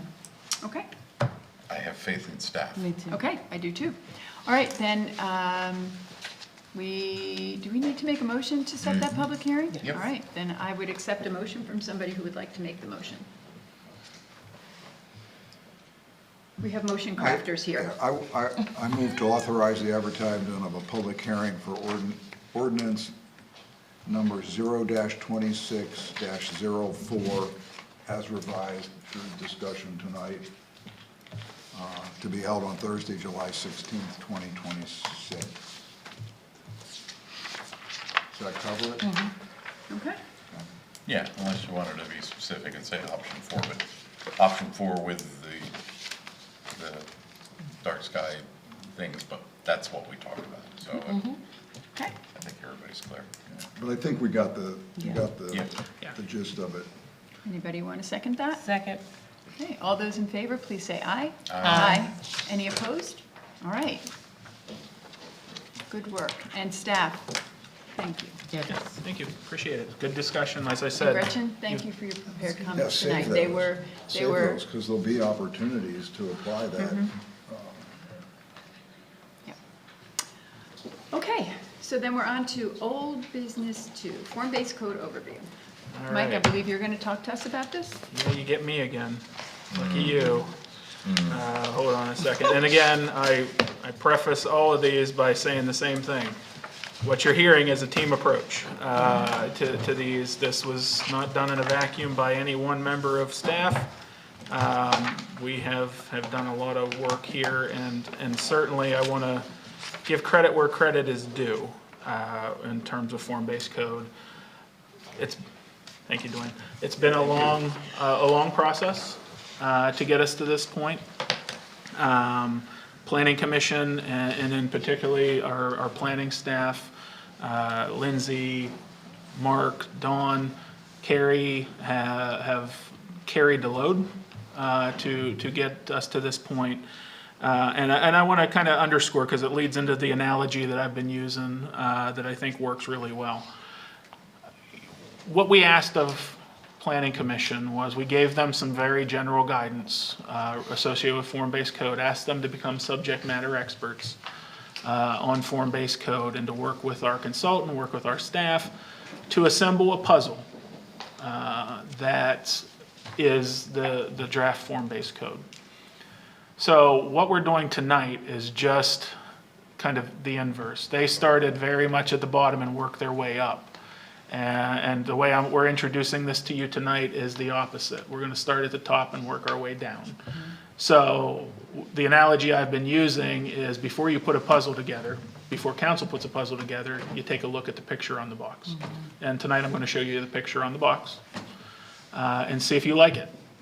And then if you do, we will start that work in earnest to break this apart into an incremental pieces to get you to the point of a total code. So let me show you that picture on the box. Before I go into depth of what's up on the screen, kind of walk back through the memo. So going back, back to Wayback Machine, back to May of 2024, Planning Commission received a remand letter from this body asking them to work with our consultant and staff to develop the draft form-based code for the Dale Summit area. As you'll recall, that development of the draft's form-based code is rooted in the vision statement from the Dale Summit area plan. It's included in your memo there in the tan portion.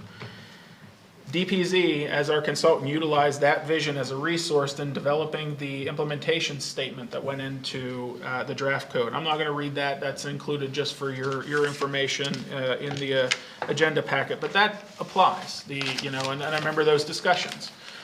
Council owns the implementation statement, and we're asking you to put it together. Fast forward to April 7th of 2026, Planning Commission finalized their recommendations on the draft form-based code, and our staff is now working to compile those recommendations into a full code document that's going to be shared with you in an upcoming meeting. We're going to give you the whole thing and ask you to go ahead and start looking at it, but we're going to walk you through this in an incremental approach.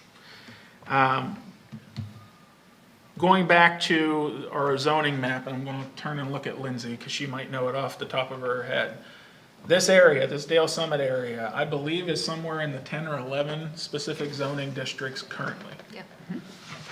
What Planning Commission did through their work with staff and the consultant has boiled that down to 2 primary districts and 3 special districts. So you have a mixed neighborhood district, which is a medium density mixed use district focused on things such as retail, office, light industrial, multifamily, townhouses, single family. This is a higher density than we see really anywhere in College Township right now, but it's the lowest density proposed in the Dale Summit. One of the things that I underscored, and it kind of, when things started to click in my head, was form-based code really focuses on how the buildings meet the street, how the community takes shape, but also how you use land. Traditional Euclidean zoning, what we're moving away from, talked about land use, and that was specific to the types of things that happen in buildings. What types of uses happen in those. What we're doing is, how do you use that land regardless of what's in those buildings? And, you know, we're worried about what's happening outside those four walls and how that community gets woven together. That's form-based code. So those are the elements that you're going to hear about. How do you make that community work? And how do those land uses then work within the context of that community in the buildings that are built to accommodate those uses? So one of the districts is that mixed neighborhood. That's the lesser dense district in the Dale Summit. But again, I will preface it by saying that's a higher density than you see elsewhere in College Township. The mixed core district is a higher density version of that. That is, again, accommodating those same types of uses, but at a higher density than what is proposed in the mixed neighborhood. And the special districts, which are shown in the cross-hatching, which is a little hard to see on this scale. I'll try to zoom in a little bit more up here on the screen. There's three of them. There's one that sits right over top of the parcel of the Nittany Mall. That special district is really specifically adjust the height limitations. So to play spoiler, you know, what Planning Commission kind of landed on for height limitations is 5 and 6 stories as height limitations across these districts. 5 in the mixed neighborhood, I believe that was 5, and 6 in the core. This district, the only real change to this district was allowing a maximum height of 10 stories. The next district is over at the old Corning property and some of the surrounding property there. And that was a recognition of that's more of a true industrial, heavier industrial location. And we want to be able to accommodate those type of uses, but set them away from the community just a little bit. So it allows for bigger buildings, and it allows for a broader group of uses than that light industrial, low impact type of thing that fits within the context of the communities. And then the last one is out on Shiloh Road. And that one is specific to building sizes and some of the uses there. And there was a recognition through the conversations with Planning Commission around the idea of more traditional kind of when you think about big box retail. You know, what the building scale and lot accommodations in the rest of this district aren't really set up to accommodate. So if you're going to put it anywhere, potentially out in that special district. We wanted to get your initial reaction to the picture on the box.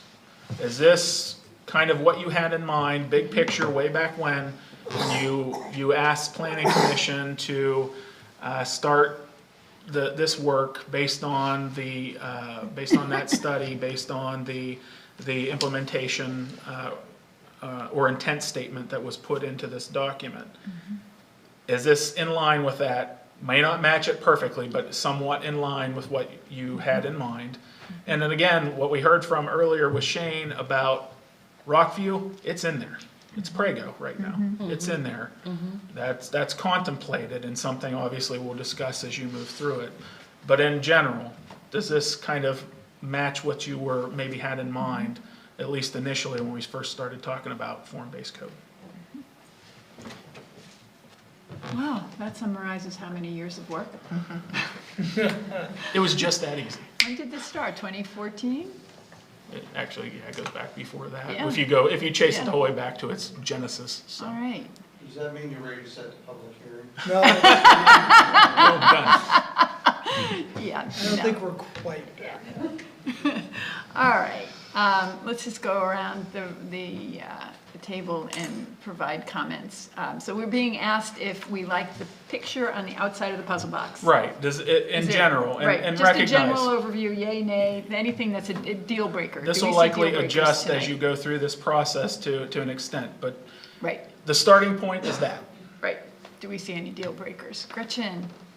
A yay. Yay, no deal breakers, yay. No, yeah, You're a yay. Yep. You like the puzzle box. I do. Okay. Eric?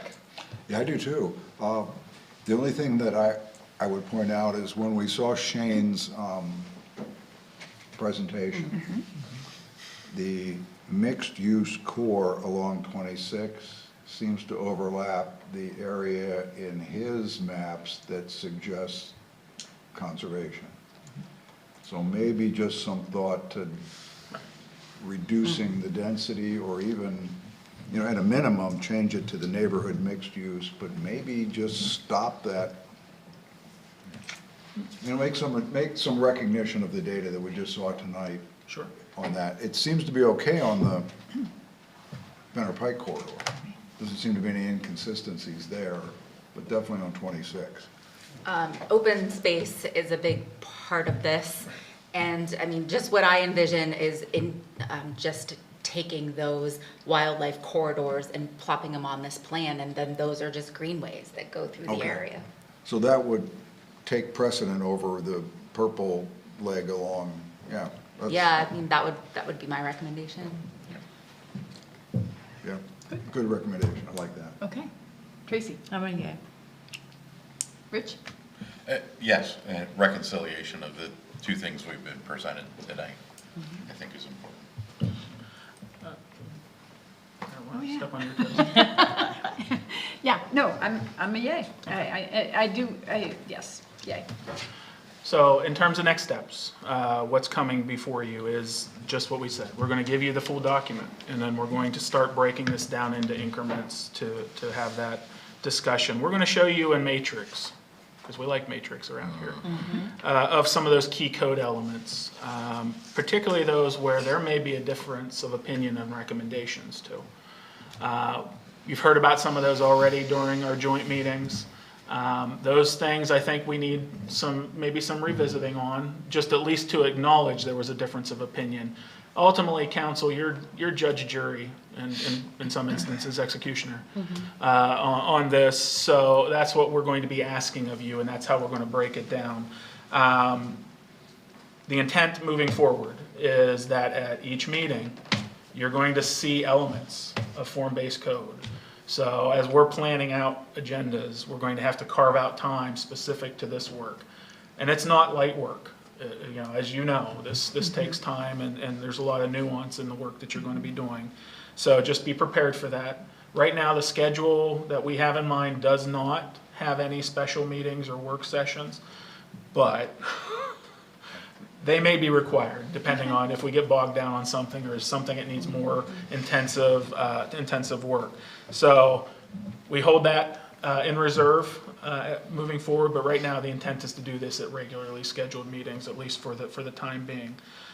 The other thing that I would put out there, and it's not something that we have necessarily worked with Planning Commission on to date because they were building the puzzle without the puzzle box, is they got to the regulating plan and put together this picture that we talked about tonight.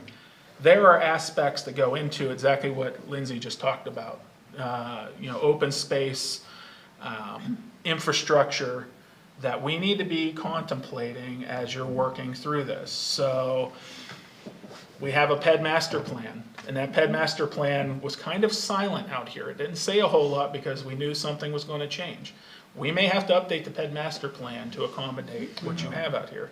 What's hanging behind Adam, the official map, is something we are absolutely going to have to talk about to make sure that we have the appropriate network. And something we don't have is a recreation open space park plan. That may be something that we have to contemplate going through this. And Lindsay, I appreciate that comment. You hit the nail on the head. There are specific things out here, particularly as we talk about Rockview and within this property, and given the densities, that we need to be thinking about in that vein too, because those are important aspects of form-based code.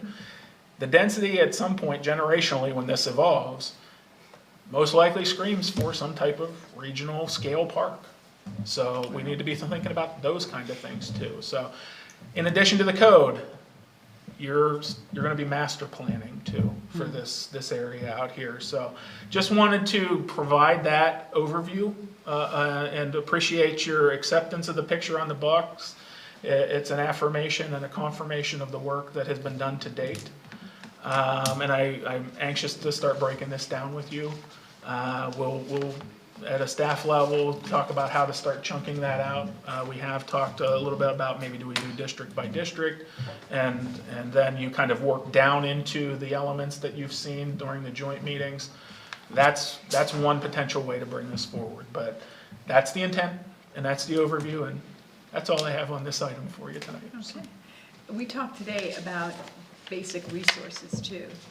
You had shared some resources with Planning Commission when you started the work. So there were some basic videos that you had given to PC, and if you wanted to send the links to those, that would be an option for council members to look at if they want to, because that gives you the sort of overview and the philosophy of form-based code, which might help as we're looking at this, because we've all come to the project and the work at different times with different understandings. Okay, well, thank you for that, and I also want to thank Planning Commission for the work they did. Thank you, staff, because there's an enormous amount of work, and also really thank Planning Commission for the work they did to get us here. Like you said, they started with a puzzle box that had no picture on the top, and we've got the picture.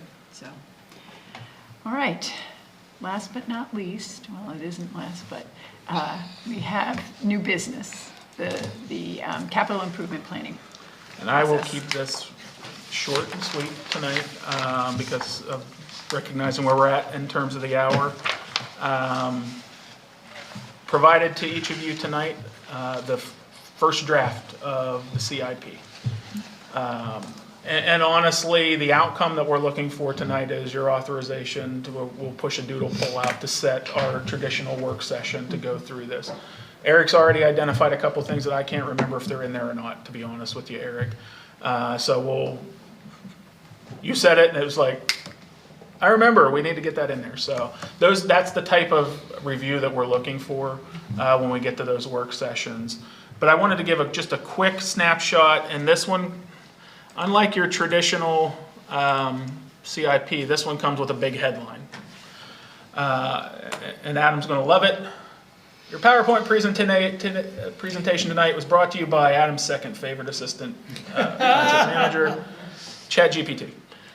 So there may be some issues in here. That guy, you got to watch out for him. So, capital improvement program overview. So this is our 5-year planning document that feeds our budget in terms of our capital improvements.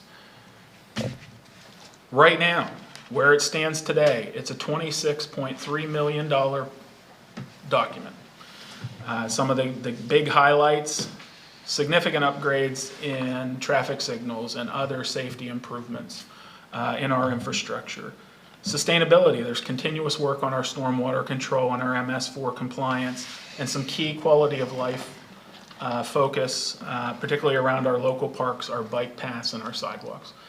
That's the heart of what we do with the CIP, and it carries through in this one as well. There's other things, our technology, and those kind of things, but this is the heartbeat of the CIP.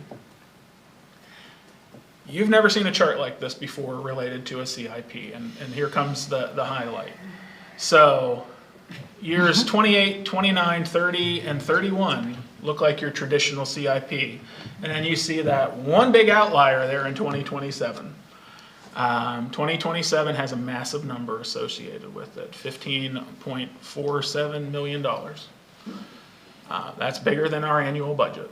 Yeah. But it's also the culmination of some massive projects and timing. Everything is hitting at one time for us. And that's what I said in their front-loaded CIP. 2027 fiscal year includes major one-time investments, stuff like the building, and regional corridor improvements, Shiloh Road, path to campus. Those are in there.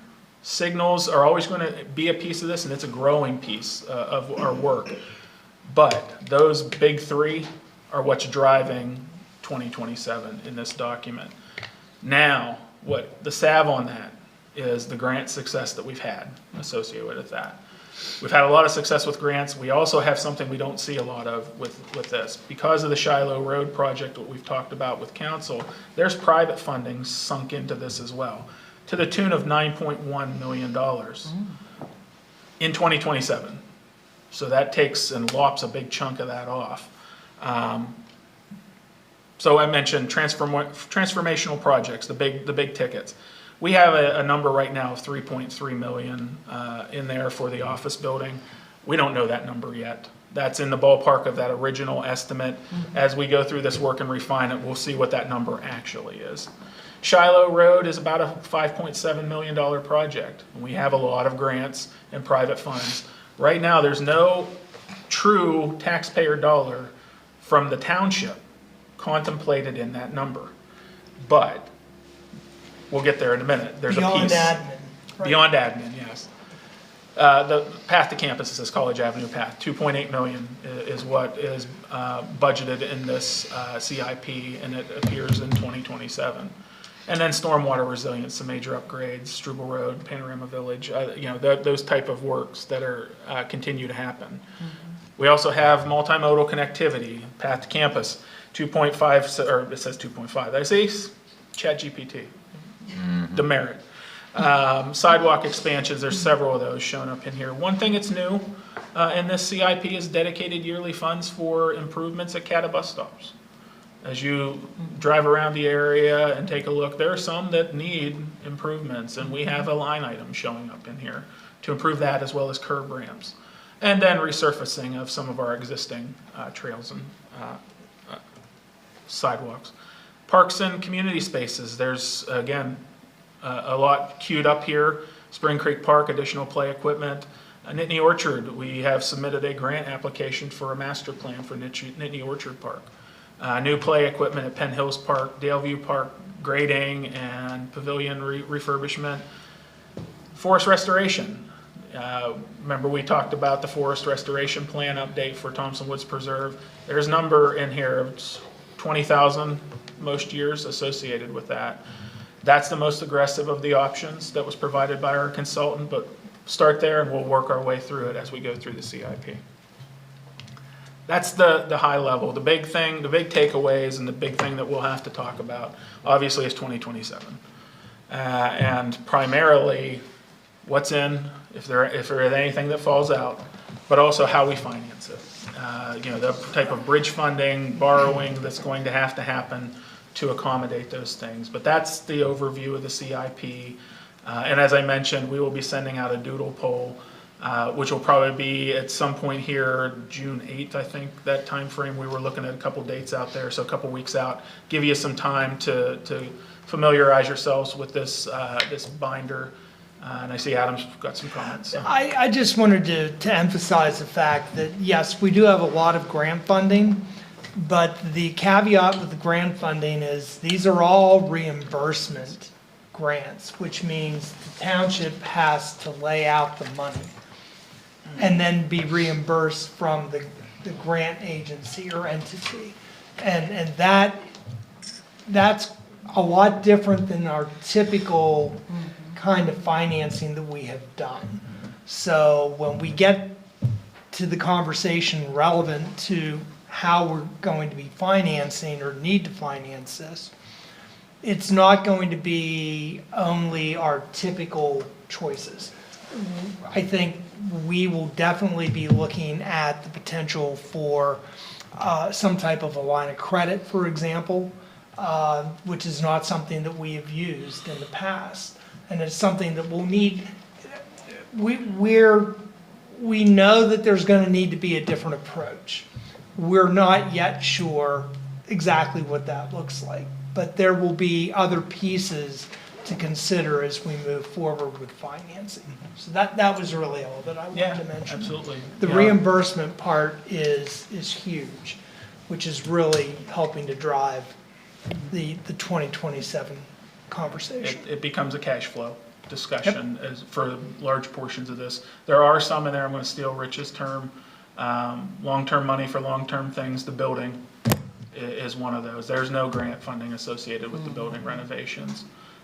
So that one's one that we will need to do more long-term financing for. But a lot of it, as Adam said, is kind of stuff that we haven't dealt with before, that kind of bridge funding type approach. So.